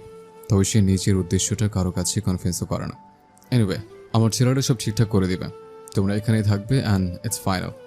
সরি, আমি বস্তিতে চাচা চাচির কাছে যথেষ্ট ভালো আছি। আমার খারাপ সময় ওনারাই আমার পাশে ছিল। আমার ছেলেটাকে অনেক ভালোবাসা দেয় তারা। আমার অনুপস্থিতিতে ওরাই আমার সিয়ানকে দেখাশোনা করে। ওখানে সিয়ানের কোনো সমস্যা হয় না। আমি চাই আমার ছেলেটা পারিবারিক ছায়া বড় হোক। ওকে, তাহলে তোমাদের কাছে ক্লিয়ার করি। দেখো, আমার আসলে পরিচয় তো তুমি ভালো করে জানো। আমি একজন মাফিয়া। দেশ বিদেশে আমার শত্রুর অভাব নেই। আমার ক্ষতি করতে না পারলেও তারা সুযোগ খোঁজে আমার আপনজনদের ক্ষতি করার। তোমার সাথে আমাকে বেশ কয়েকবার দেখা গেছে। আর সিয়ানের সাথে হয়তো বা কোনো স্পাই আমাদের দেখেছে। তারা তোমাদেরকে আমার উইকনেস ভাবলেও ভাবতে পারে। তোমাদের লাইফ রিস্ক রয়েছে বলেই আমি তোমাদের সেফটির জন্য এই ডিসিশন নিয়েছি। কিন্তু আপনাকে তো সেভাবে কেউ চেনে না। চিনি না, বাট অনেকে চেনে। আমি কাউকে ট্রাস্ট করি না। কি কখন পেছন থেকে ডাবল গেম খেলবে আমি নিজেও জানি না। তাই নিজের জন্য না হলেও সিয়ানের কথাটা ভেবে এখানে শিফট হয়ে যাও। আমি আগামীকাল কিছুদিনের জন্য দেশের বাইরে যাব। বিপদ হলে আমিও তোমাদের সেভ করতে পারবো না। কোথায় যাবেন আপনি? It's my personal matter. Insiya বেশ কিছুক্ষণ ভাবনা চিন্তা করার পর বলল, ঠিক আছে, কিন্তু আমার একটা কন্ডিশন আছে। বলো। আমি এখানে থাকবো ঠিকই, কিন্তু এর জন্য আমি আপনাকে পে করব। আমি এমনি এমনি কারো বাড়িতে থাকতে পারবো না। আমি ভাড়া দিয়ে থাকবো। হোয়াট? আয়ন চৌধুরী এতটা খারাপ সময় আসেনি যে বাড়ি ভাড়া দিয়ে চলতে হবে। আর আমারও এতটা সময় খারাপ আসেনি যে মানুষের করুণা নিয়ে চলতে হবে। সব জায়গায় এগো চলো না ইনসিয়া। সেলফ রেসপেক্ট বলে একটা ব্যাপার আছে। আমি ফ্রিতে মানুষের বাড়িতে কেন থাকবো? চাচার বাড়িতে থাকার জন্য পে করি আমি। তারা যদিও নিতে চায় না, কিন্তু আমি এটা সেটা কিনে দেওয়ার অজুহাতে ঠিকই রুম ভাড়া মিটিয়ে দিই। ওকে, তোমার যদি এতই রুম ভাড়া দিতে ইচ্ছে হয় তাহলে নাজমানটিকে দিও। নাজমানটিকে কেন দিব? বাড়ি যখন আপনার, তাহলে রুম রেট তো আপনাকেই দিতে হবে। তোমার থেকে টাকা নেওয়ার কোনো ইচ্ছে আমার নেই। নাজমা আন্টি এই বাড়িটা দেখাশোনা করেন, এবারে সকল দায়িত্ব ওনার উপরে, তাই টাকাটা তুমি তাকে দিবে। It's clear? আমার আরও একটা কন্ডিশন আছে। বলো। আপনি যখন তখন না জানিয়ে হুটহাট এখানে আসবেন না। আর একদমই আমার কাছাকাছি আসার চেষ্টা করবেন না। ওই এক রাতের ভুলের জন্য আমি নিজেই নিজের কাছে অনুতপ্ত। ওই ঘটনার জন্য এটা ভাববেন না যে আমি নিজেকে আপনার কাছে বিকিয়ে দিয়েছি। যদি এরকমটা ভেবে থাকেন তাহলে সেটা ভুল, কারণ এমনটা কখনোই হবে না। সো আমার কাছাকাছি আসার মতো ভুল করবেন না। আমাদের সেই রাতের কথা ভোরের আলো ফোটার সাথে সাথে ভুলে গেছে। তুমি বারবার করে এই কথাটা টেনে আনছো। কি ব্যাপার বলো তো? তুমি কি ইনডিরেক্টলি আবার আমার সাথে ইন্টিমেট হতে চাইছো? What? Mind your language mister Chowdhury. Don't cross your limit. এমনই হয়, কোনো মেয়ে একবার আমাকে বলতে পারে না। ছি, এসব কথা গর্ব করে বলতে লজ্জা করছে না আপনার? আপনি চরম রকমের অসভ্য আর চরিত্রহীন একজন মানুষ। যে লোক বহু নারীতে আসক্ত সে কখনো ভালো মানুষ হতে পারে না। আমার সম্বন্ধে তুমি যেটা ভাবো সেটাই, নতুন করে কিছু বলার নেই আমার। যাই হোক, যেটা বললাম সেটা মাথায় ঢুকিয়ে নেবেন। নেক্সট টাইম আমার থেকে দূরত্ব বজায় রাখবেন। অস্বস্তি হয় আমার। আরও কাছাকাছি আসার জন্য? শাট আপ, নিজের মন মানসিকতা পরিবর্তন করুন। কোইন্সিডেন্টলি আপনার চেহারা হুবহু সিয়ানের বাবার মতো, তাই আপনার এই আচরণগুলো অনেক পীড়া দেয় আমাকে। আপনি তো কখনো কাউকে ভালোই বাসেননি, তাই আমার অনুভূতিগুলো কখনই বুঝতে পারবেন না। আপনার হৃদয় তো ভালোবাসা বলতে কিচ্ছু নেই। আপনার কাছে সব মেয়েই সমান। ইনসিয়ার কথার কোনো প্রত্যুত্তর না করে শুধু মুচকি হাসি দিল আয়ান চৌধুরী। আমাকে এখন বস্তিতে যেতে হবে, সব কিছু নিয়ে আসতে হবে। ড্রাইভারকে বলে দিচ্ছে উনি তোমাকে নিয়ে যাবেন, সব কিছু গুছিয়ে ওনার সাথে এখানে আসবে। হুম। ইনসিয়া আয়ানের কাছে এসে সিয়ানকে নিতে গেলে আয়ান পেছনে সরে গিয়ে বলল, নো নো নো, সিয়ানকে তো তুমি পাবে না। কি? যেটা শুনেছো সেটাই। তুমি যদি সিয়ানকে নিয়ে যাও তাহলে আবার ফিরে নাও আসতে পারো। তোমাকে আমি বিশ্বাস করি না, কারণ তুমি প্রিয়াঙ্কা ও তুষারকে এইভাবে চিট করেছ। সিয়ান আমার কাছেই থাকবে, তুমি একাই গিয়ে সব নিয়ে এসো। আপনার উপর আমি কিভাবে ট্রাস্ট করতে পারি? আপনিও তো আমার অনুপস্থিতিতে আমার ছেলেকে সরিয়ে দিতে পারেন। আয়ান চৌধুরী না জানিয়ে কারোর বিরুদ্ধে কোনো প্রকার স্টেপ নেয় না। সিয়ান ঘুমিয়ে গেছে, আমি ওকে শুয়ে দিয়েছি। নাজমানটিও থাকবে এখানে, তুমি নিশ্চিন্তে যেতে পারো। আর হ্যাঁ, তুমি আমার বাড়িতে থাকবে, এই কথাটা যেন বাইরে লিক না হয়। মৃদুল অফিসে বসে ল্যাপটপে কাজ করছিল। তখনই তার ফোনে একটা SMS আসলো। মেসেজটা রিড করেই হতভম্ব হয়ে গেল মৃদুল। সে তৎক্ষণাৎ কল ব্যাক করে বলল, আয়ান কি সত্যি চট্টগ্রামে যাওয়ার জন্য প্লেনের টিকিট কেটেছে, নাকি ফ্লট করেছিস আমার সাথে? আমি কোনো রং ইনফরমেশন তোকে দেই না, সেটা তুইও জানিস। আয়ান এই বিষয়ে কোনো কথা বলেনি। আমি বুঝতে পারছি না আয়ানের মাথায় কি চলছে এখন। ওর প্রত্যেকটা মুভমেন্ট সন্দেহজনক লাগছে আমার কাছে। তোর সাথে তো বস বেশি ক্লোজ। তোকেও জানায়নি? স্ট্রেঞ্জ। চট্টগ্রাম যাওয়ার কথা শুনে তুই এত হাইপার হচ্ছিস কেন? হয়তো বা কোনো কাজ আছে ওখানে। তুই বুঝতে পারছিস না মুবিন, আয়ান চট্টগ্রামে গেলে কত বড় কেলেঙ্কারি হয়ে যাবে। ওর পাস্ট যদি একবার মনে পড়ে যায় তাহলে এক প্রকার কিয়ামত শুরু হয়ে যাবে। আমি বা তুই কেউই তখন আয়ানকে সামলাতে পারবো না। চট্টগ্রামে আয়ানের অনেক মেমোরেবল মোমেন্ট রয়েছে। তাছাড়াও কেউ যদি কিছু বলে দেয় তাহলে আরও বিপদ। আমি ফেঁসে যাব। আয়ান কখনোই ছাড় দিবে না আমাকে। বিপদে তো আমিও পড়ব। এখন কি করা যায় সেটা বল, আমার মাথায় কিছু আসছে না। আয়ানের ফ্লাইট কবে?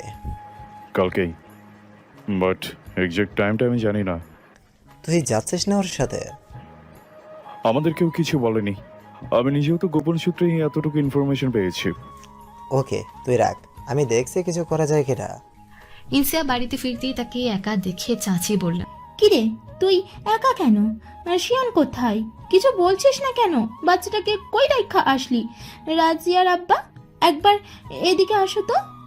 চাচা আসতেই চাচি বললেন, এই মেয়ের কি হয়েছে? জিগাও তো, বাচ্চাটারেও দেখছি না, কই রাখা আসছে। আবার কিছু বলেও না, মুখে কুলুপ এঁটে রাখছে।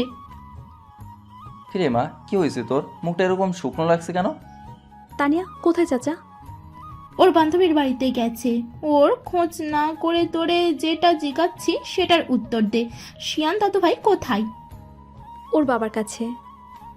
ওর বাবার কাছে মানে? জামাইয়ের স্মৃতি ফিরছে, তাহলে এখানে আনলি না কেন? ইনসিয়া কিছুক্ষণ চুপ থেকে বলল, ব্যবসার কাজে ওনাকে কিছুদিনের জন্য বাইরে যেতে হবে, খুবই ব্যস্ত উনি, তাই আসেননি। আমাকে ড্রাইভারের সাথে পাঠিয়েছে প্রয়োজনীয় জিনিসগুলো নিয়ে যাওয়ার জন্য। নিয়ে যাবি মানে? ওনার বাড়িতে শিফট হতে হবে আমাকে। সে কি রে, তোরা এখান থেকে চলে যাবি? হুট করে এত বড় সিদ্ধান্ত নেওয়ার কি দরকার ছিল? আর কটা দিন থেকে ধীরে সুস্থে যাইতে পারতি, জামাই আদরটাও করতে পারতাম। নাকি আমাদের গরিবের বাড়িতে জামাই আসতে চায় না? ছি ছি, কী সব বলছেন? এরকম কিছুই না, আপনি ভুল ভাবছেন। ওনার কাজের জন্যই উনি আসতে পারেননি, এটাই সত্যি। তবে চিন্তা করবেন না, একদিন ওনাকে নিয়ে আমি ঠিকই আসব। সেই দিন মন মতো করে জামাই আদর করবেন। আমার তো বাবা মা নেই, তাই আপনারা ছাড়া এগুলো করার মতো আর কে আছে বলেন? রাজিয়ার মা, তুমি আর কিছু বলো না, মেয়েটার এমনিই মন খারাপ, তার উপরে তুমি যদি এরকম করো তাহলে ও খারাপ লাগবে। তুই একা আসলি কেন? দাদু ভাইকে আনতে পারতি মা। আসলে প্রথমবার বাবা ছেলে একসাথে হয়েছে তো, তাই ওরা একে অপরকে ছাড়ছেই না। সিয়ান তো ওর বাবাকে ছেড়ে আমার কাছেও আসতে চাইছে না। বুঝলাম মা।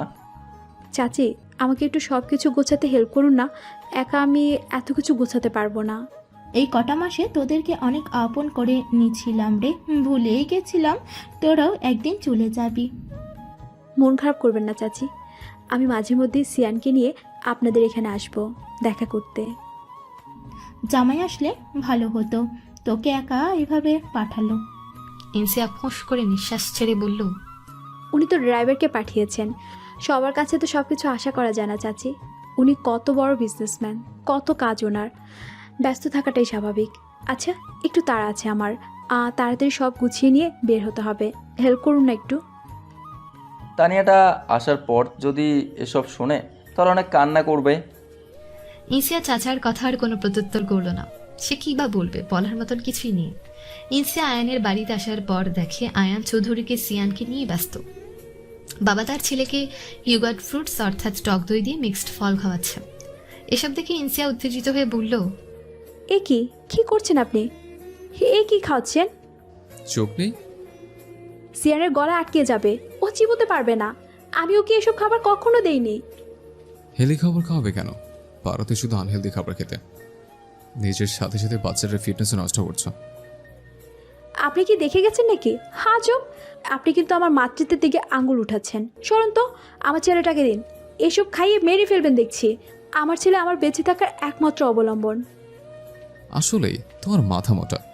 আমি কি স্টুপিড নাকি যে এতটুকু বাচ্চাকে যা খুশি তাই খাওয়াবো? এর মধ্যে আঙুর, স্ট্রবেরি আর অরেঞ্জ রয়েছে। একদম ছোট করে টুকরো করে দিয়েছি নাজমা আন্টি।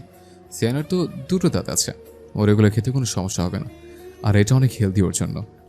আয়ানের কথা শুনে ইনসিয়া আর কোনো উত্তর দিল না এই বিষয়ে। বাবা তো বাবাই হয়, বাবা কখনো নিজের ছেলের খারাপ চাইতেই পারে না। আয়ান চৌধুরী পার্সোনালি যত খারাপ মানুষই হোক না কেন, তার আজকের আচরণে এটা নিশ্চিত যে সে নিজের সন্তানকে অনেক ভালোবাসে। পরিচয় না জানলেও ছেলের প্রতি তার ভালোবাসা চোখে পড়ার মতো। সকালে দরজা নক করার আওয়াজে ঘুম ভাঙল ইনসিয়া। সে সিয়ানকে ঠিক করে শুয়ে দিয়ে বিছানা থেকে নেমে আসলো। এরপর ইনসিয়া নিজের খোলা চুলগুলো হাত খোপা করতে করতে দরজা খুলতেই দেখে আয়ান চৌধুরী দাঁড়িয়ে আছে। পরনে তার ব্ল্যাক শার্ট, হাতের উপর ব্লেজার, বুক বরাবর শার্টের সঙ্গে সানগ্লাস ঝুলিয়ে রেখেছে, চুলগুলো সেট করা। ইনসিয়া ভ্রুকুচকে বলল, আপনি এখানে এত সকালে কি করছেন? এখন আর খুব সকাল নেই, বেলা 9টা বাজে। আর আমার বাড়িতে আমি আসতেই পারি। আসতেই পারেন, কিন্তু আমার রুমের দরজা কেন নক করেছেন? ভুলে যাবেন না আমি এই বাড়ির ভাড়াটিয়া। আর আমি আগেই শর্ত রেখেছিলাম, না জানিয়ে যখন তখন হুটহাট করে এখানে আসবেন না। আয়ান চৌধুরী ইনসিয়ার রুমের ভেতর প্রবেশ করতে করতে বলল, সিয়ানকে দেখতে এসেছিলাম, আর তোমার সঙ্গে একটা কাজ আছে। সেটা জানিয়ে আসতে পারতেন, কিন্তু এভাবে কেন? আর এইভাবে অনুমতি না নিয়ে আমার রুমে কেন আসছেন? প্রাইভেসি বলেও তো কিছু বিষয় আছে। আয়ান কোনো প্রত্যুত্তর না করে ইনসিয়াকে ধাক্কা দিয়ে বিছানায় ফেলে দিয়ে তার উপর আছোয়া হয়ে গেল। আচমকা এমন হওয়ায় হকচকিয়ে গেল ইনসিয়া। সে কিছু বলার পূর্বে আয়ান নিজের ওষ্ঠদয় দ্বারা ইনসিয়ার ওষ্ঠদয় দখল করে নিল। ইনসিয়া অনেক চেষ্টা করার পরেও ব্যর্থ হলো নিজেকে মুক্ত করতে। ওষ্ঠদয় ছেড়ে ইনসিয়ার গলায় নেমে আসলো আয়ান। সে পাগলের মতন চুম্বন করে যাচ্ছে। ইনসিয়া নিজেকে মুক্ত করার অবিরাম চেষ্টা চালিয়ে গেলেও কোনো লাভ হচ্ছে না। উল্টো বিরক্ত হয়ে ইনসিয়ার হাত দুটো বিছানার সাথে চেপে ধরল আয়ান। সে ভারী কণ্ঠে বলল, don't disturb me Siya, I need you, I want you closer to me, please cooperate করো। উফ, আমাকে ছাড়ুন, আপনার কোনো রাইট নেই আমাকে ফোর্স করার। আয়ান কোনো প্রত্যুত্তর না করে ইনসিয়ার ঘাড়ে একটা লাভ বাইট দিল, ঠিক সেখানে যেখানে রায়ান চৌধুরীও একসময় কামড়ের মাধ্যমে লাভ বাইট দিয়েছিল। ইনসিয়া ব্যথায় শব্দ করার পূর্বেই তার ওষ্ঠদয় আবারও দখল করে নিল আয়ান। বেশ অনেক সময় পর আয়ান চৌধুরী বিছানা থেকে উঠে নিজের শার্টের বোতামগুলো লাগাতে লাগাতে বলল, বেশ কিছুদিনের জন্য বাইরে যাচ্ছে, তাই নিজের আকাঙ্ক্ষা অপূর্ণ রাখলাম না। ইনসিয়া নিজের শরীরটা চাদরে আবৃত করে চোখের পানি ফেলতে ফেলতে বলল, আমাকে কষ্ট দেওয়ার জন্যই কি আপনি আমার জীবনে এসেছেন? আপনার সঙ্গে শুধু ওয়ান নাইট স্পেন্ডের জন্যই শত শত মেয়ে প্রতীক্ষায় রয়েছে। আপনি তাদের কাছে যান, আমাকে কেন এভাবে ইউজ করছেন? প্রত্যুত্তরে আয়ান চৌধুরী বাঁকা হেসে বলল, আমি অন্য মেয়ের কাছে গেলে কি তুমি খুশি হবে? আমি জানি তুমি এটা সহ্য করতে পারবে না, তাই তোমার কাছে আসলাম। তোমার সংস্পর্শ অনেক পরিচিত আর আপন মনে হয় আমার, তাই তুমি ছাড়া আর কোনো মেয়ের সঙ্গ আমার ভালো লাগছে না। আমাকে কি আপনার হাতের পুতুল মনে হয়? যখন খুশি ইউজ করবেন। এই জন্যই আমাকে এই বাড়িতে শিফট করতে বাধ্য করেছিলেন, তাই না? আমি আপনার টাইপের নই মিস্টার চৌধুরী। কান্না বন্ধ করো। মেয়েদের চোখের পানি টলারেট করতে পারি না আমি। আর হ্যাঁ, তোমার খুব একটা ক্ষতিও আমি করিনি। এর আগেও একবার আমার সঙ্গে স্বেচ্ছায় ইন্টিমেট হয়েছে তুমি, দ্বিতীয়বার হলে ক্ষতি কি? ইনসিয়া কিছু বলার পূর্বে সিয়ান কান্না করে উঠল। ইনসিয়া চাদরটা ভালোভাবে শরীরের সাথে পেঁচিয়ে সিয়ানকে কোলে তুলে নিল, কিন্তু সিয়ানের কান্না বন্ধই হচ্ছে না। ওকে, দুধ খাওয়াও, খোদা পেয়েছে তাই কান্না করছে। এতটুকু বুঝতে পারছো না তুমি? আপনি যান এখান থেকে, আপনার মুখ দেখতে ইচ্ছে করছে না আমার। আয়ান ওয়ালেট থেকে বার্থ কন্ট্রোল পিল বের করে ইনসিয়ার দিকে ছুড়ে দিয়ে বলল, ভয় পেও না, এটা খেয়ে নাও, কিছু হবে না। আপনি কি সবসময় এগুলো সঙ্গে নিয়ে ঘুরেন? না জানি কতজন মেয়ের জীবন নষ্ট করেছেন আপনি। যেটা ভাবো সেটাই। এনিওয়ে, তোমাকে কোম্পানি থেকে 10 দিনের ছুটি দেওয়া হয়েছে, সো অফিসে যাওয়ার কোনো প্রয়োজন নেই। আমি তো ছুটি চাইনি। এটা আমার ডিসিশন। আধা ঘন্টা পর ফ্লাইট আছে আমার, এখনই রওনা দিতে হবে। সিয়ানকে দেখে রেখো, আর কোনো প্রয়োজন হলে নাজমানটিকে জানাবে। নিজের কথা শেষ করেই আয়ান চৌধুরী সিয়ানকে কোলে নিয়ে তার কপালে একটা চুমু এঁকে দিল। এরপর সে আবারও সিয়ানকে ইনসিয়ার কোলে দিয়ে বলল, এটা ভেবো না আমি যাওয়ার পর তুমি বাড়ি ছেড়ে চলে যাবে, এটা তুমি কখনোই পারবে না। এই বাড়িটা ফুল সিকিউরড, আর এর সকল এক্সেস আমার কাছে। এই বাড়িতে স্বইচ্ছায় যে কেউ আসতে পারে, কিন্তু বের হয় আমার ইচ্ছেতে। আমি না ফেরা পর্যন্ত এক পাও তুমি এই বাড়ির বাইরে দিতে পারবে না। তাই 10 দিনের জন্য তোমাকে ছুটি দেওয়া হয়েছে। আর একটা কথা, এখানকার সব রকম নেটওয়ার্ক ডিসকানেক্টেড করে দেওয়া হয়েছে, তাই তুমি চাইলেও ফোনের মাধ্যমে কারোর সঙ্গে কন্ট্যাক্ট করতে পারবে না। আয়ানের কথাগুলো শুনে তার দিকে অবাক দৃষ্টিতে তাকালো ইনসিয়া। আয়ান চৌধুরী ভাবলেশীনভাবে বলল, আয়ান চৌধুরীকে তুমি এখনো চিনতে পারো না সিয়া। এনিওয়ে, আমি এখন আসি, খুব শীঘ্রই সকল প্রশ্নের উত্তর নিয়ে তোমার সামনে উপস্থিত হব আমি। নিজের কথা শেষ করেই প্রস্থান করলো আয়ান চৌধুরী। আয়ান চলে যেতেই সিয়ানকে আঁকড়ে ধরে কান্নায় ভেঙে পড়ল ইনসিয়া। চট্টগ্রাম এয়ারপোর্টে ল্যান্ড করতে পুরো শরীর ঝুঁকে উঠল আয়ান চৌধুরী। এই এলাকাটা খুবই আপন লাগছে তার কাছে। আয়ান এসব ভেবে সময় নষ্ট না করে নিজের চোখে সানগ্লাস পরে নিল। এরপর সে এয়ারপোর্ট থেকে বাইরে আসতেই দেখে তার জন্য একটা প্রাইভেট কার দাঁড়িয়ে আছে। আয়ান চৌধুরী গাড়ির কাছে আসতে ড্রাইভার তাকে সালাম দিল। আসসালামু আলাইকুম স্যার। ওয়ালাইকুম আসসালাম। অনেকক্ষণ যাবৎ অপেক্ষা করছিলাম আপনার জন্য, আসার সময় কোনো প্রবলেম হয়নি তো? এত ফর্মালিটিস দেখানোর কোনো প্রয়োজন নেই, গাড়িটা রেখে নিজের কাছে যা। লোকটা মাথা নিচু করে বলল, স্যার আমি তো অনেক সময় এখানে ছিলাম, যদি কিছু টাকা দিতেন। আয়ান বাঁকা হাসি দিয়ে ওয়ালেট থেকে 1003 টাকা দিয়ে বলল, লিভ। Thank you sir. লোকটা টাকা নিয়ে সঙ্গে সঙ্গে চলে গেল। লোকটা যাওয়ার পর আয়ান চৌধুরী গাড়িতে বসে কাউকে কল করলো। এরপর সে একটা রিসোর্টে উঠল। এই রিসোর্টের শেয়ার হোল্ডারদের মধ্যে আয়ান চৌধুরী নিজেও একজন, তাই তাকে সাদরে গ্রহণ করা হলো সেখানে। রাত 8টা বেজে কয়েক মিনিট। আজকের সারাটা দিন রুমের মধ্যেই অতিবাহিত হলো। রিসোর্ট ডেভেলপমেন্টের জন্য meetings, design, improvement, outfit planning এগুলো করতে গিয়ে সময় শেষ পর্যায়ে ল্যাপটপে আন্ডারগ্রাউন্ডের একটা মিটিং শেষ করে ফ্রেশ হয়ে নিল আয়ান চৌধুরী। এরপর সে রেডি হয়ে বের হলো নিউরো ডায়াগনস্টিক সেন্টার হসপিটালের উদ্দেশ্যে, কারণ ঘণ্টাখানেক পরেই সেখানে একটা পার্টি রয়েছে। মূলত হসপিটাল অথরিটি থেকে এই বিজনেস পার্টি অর্গানাইজড করা হয়েছে। আজ এখানে বড় বড় অনেক ডিলার্স আসবে অর্গান পারচেস করার জন্য। আয়ান চৌধুরী নিজেও তাদের মধ্যে একজন।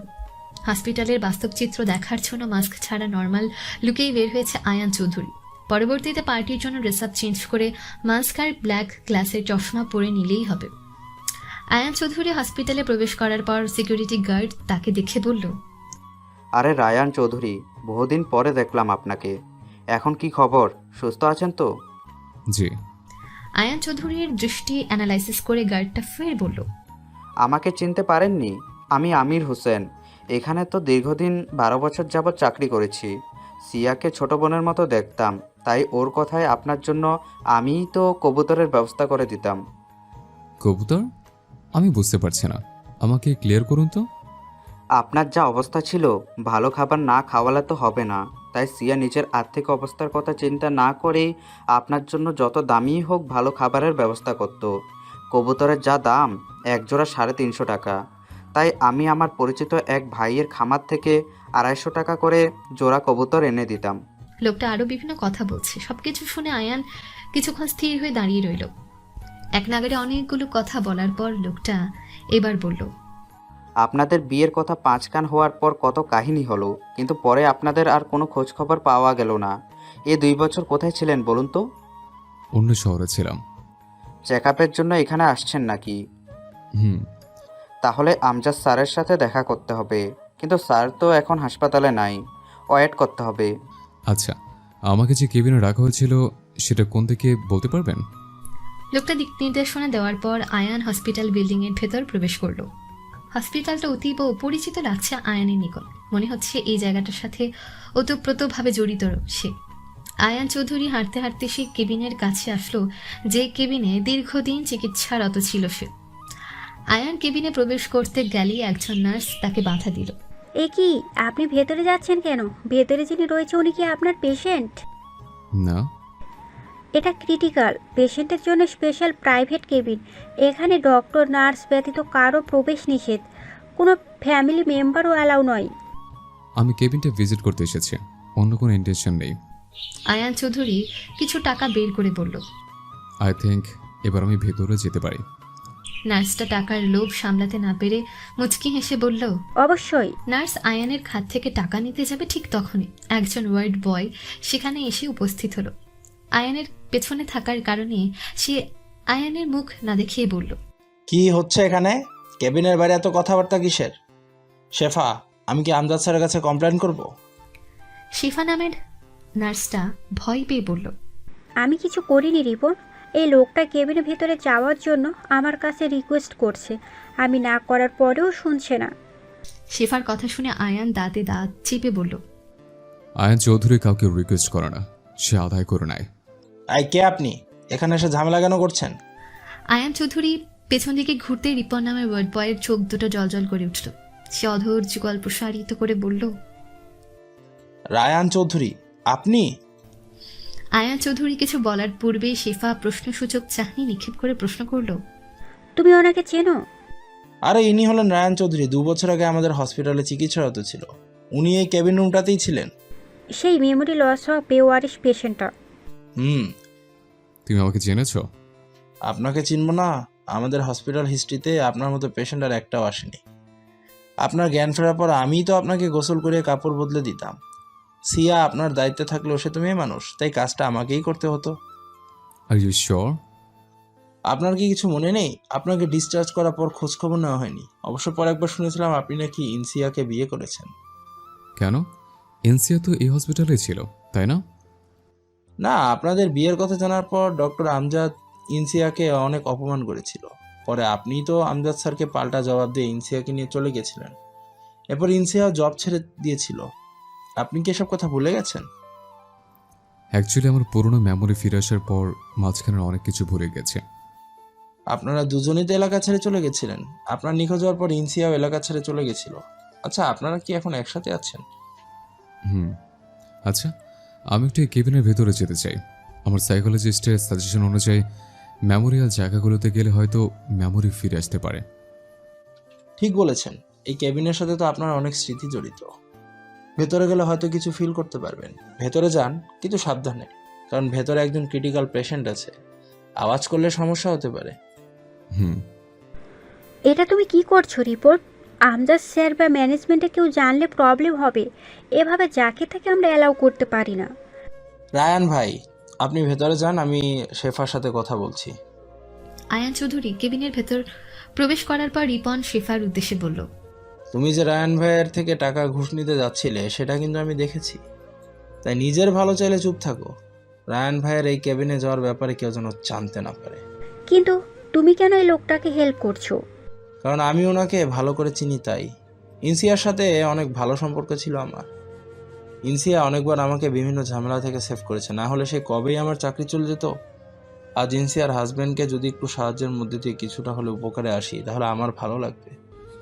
এই ইনসিয়া রাহান চৌধুরীকে নিয়ে যত কাহিনী শুনে আসছি, ট্রাস্ট মি, ওদেরকে নিয়ে একটা শর্ট ফিল্ম তৈরি করা যাবে। পুরোই সিনেমাস্টিক কাহিনী ওদের। শোনা কথা সবই ভালো লাগে, গল্প কাহিনী মনে হয়, কিন্তু বাস্তবে সেটা ফেস করলে তখন বুঝতে পারতে বাস্তবতা কতটা কঠিন। হসপিটালের একটা কেবিনের বেডে শুয়ে আছে আয়ান চৌধুরী। তার হাতে স্যালাইন চলছে। আয়ানের পাশে চিন্তিত হয়ে বসে আছে রিপন। প্রায় আধা ঘন্টা আগে সেন্সলেস অবস্থায় আয়ানকে নিয়ে আসা হয়েছে। শিফা রাগান্বিত স্বরে বলল, বেশি বাড়াবাড়ি করার ফল ঠিকই আছে। কে বলেছিল এই লোককে কেবিনে ঢুকতে দেওয়ার? এবার হলো তো। শেফা, কানের কাছে বকবক করো না তো, বিরক্ত লাগছে আমার। এই খবরটা পাঁচ কান হলে কি হবে বুঝতে পারছো?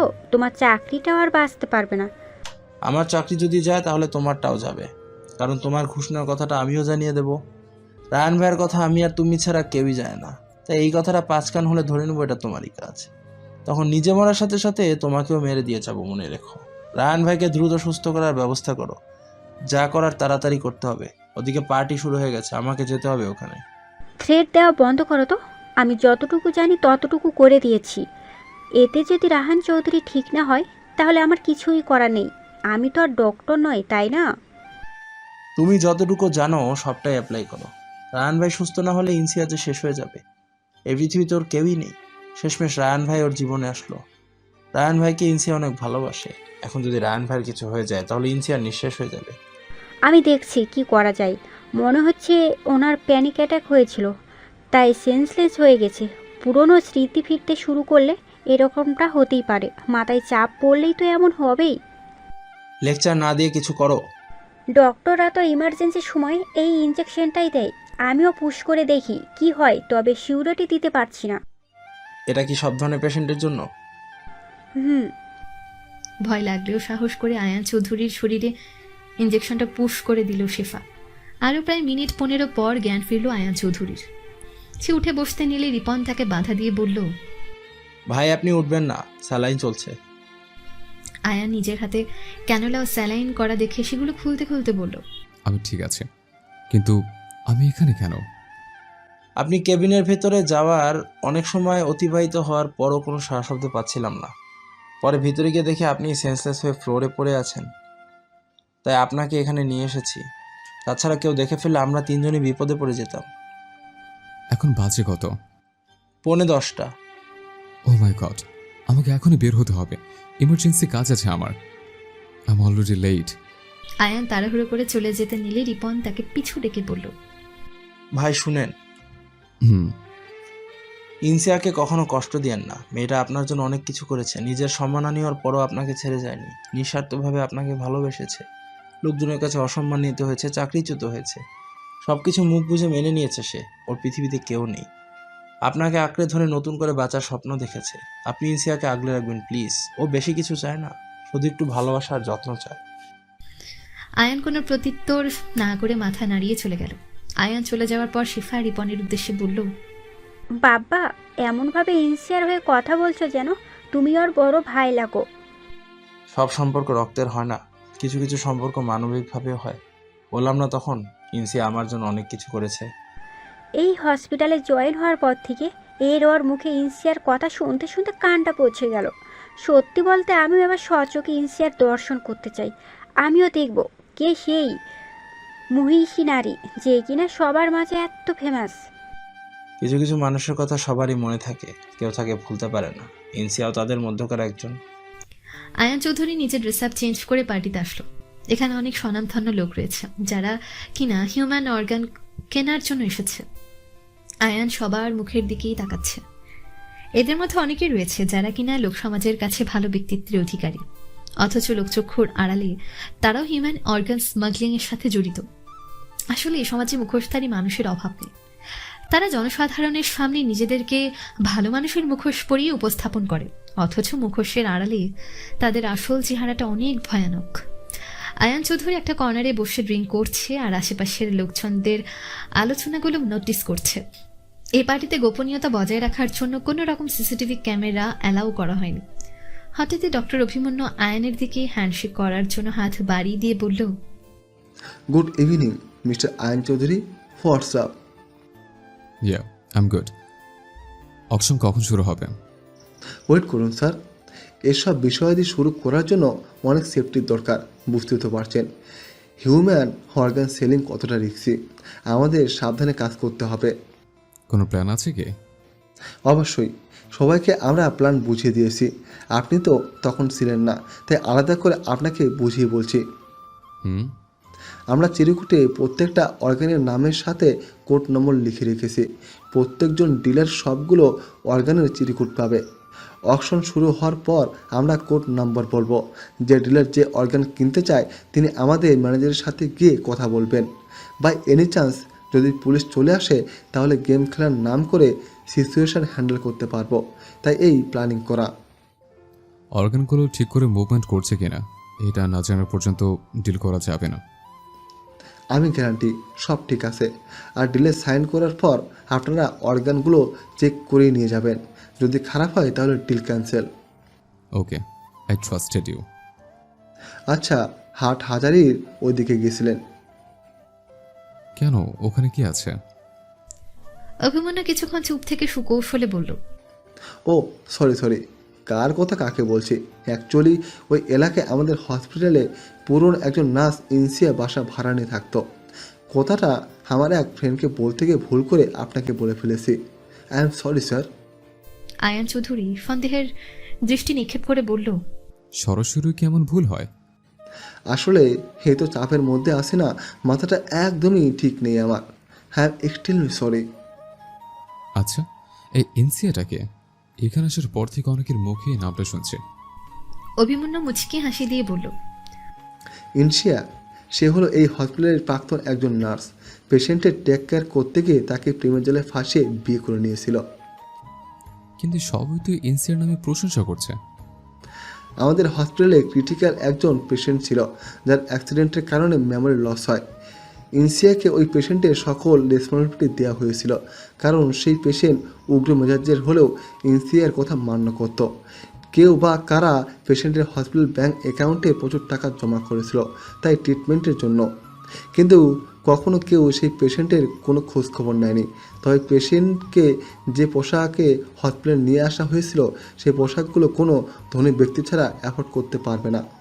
এ থেকে বোঝা যায় পেশেন্ট অনেক ধনী কেউ হবে। ইনসিয়াও সেটা জানতো।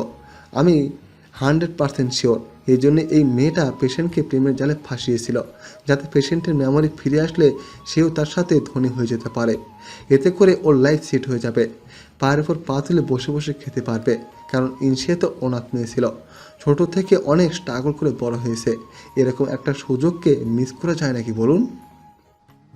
I see. তবে কি জানেন, ওর প্ল্যানটা আর সাকসেস হতে পারেনি। বেশি লোভ করতে গেলে এরকমই হয়। কেন, কি হয়েছিল?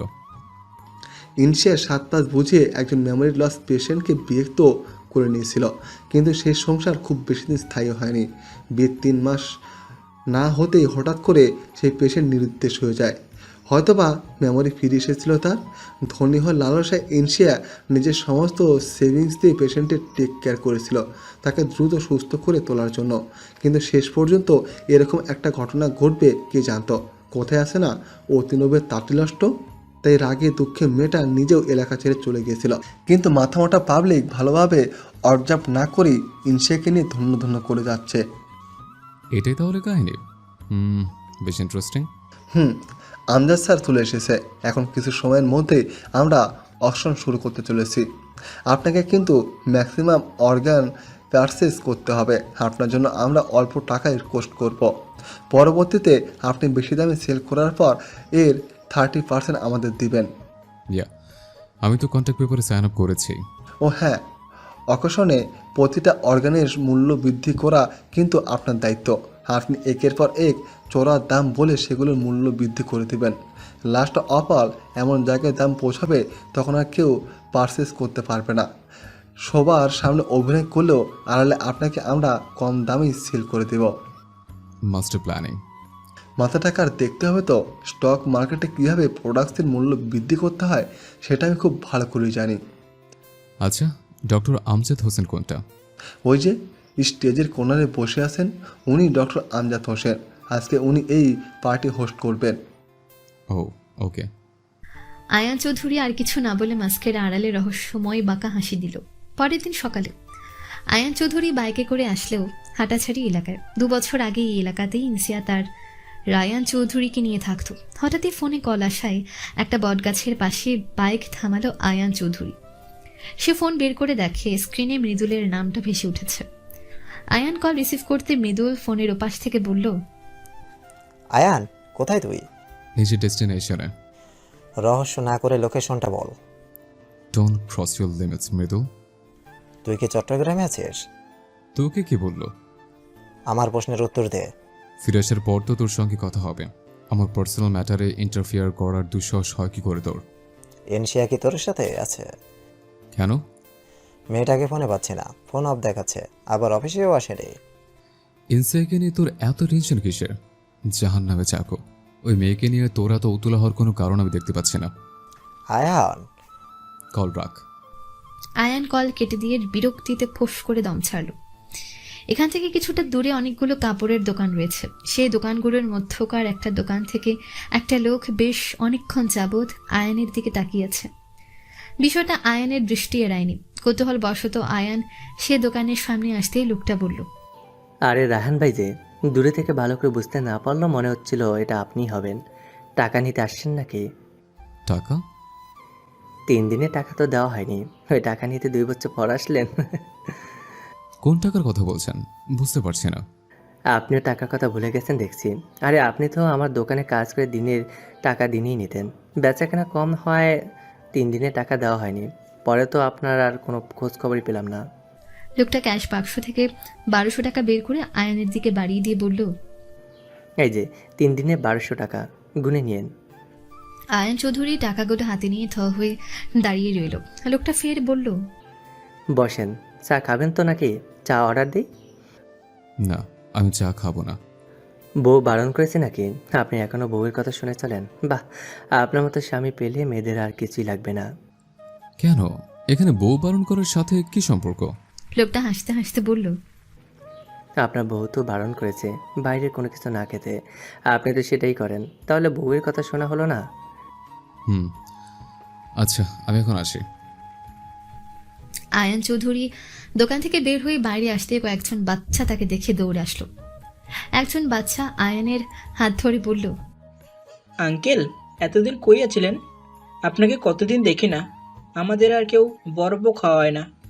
আঙ্কেল আঙ্কেল, আজ বরফ খাওয়াবেন? ওই ক্রিম দাও বরফগুলো।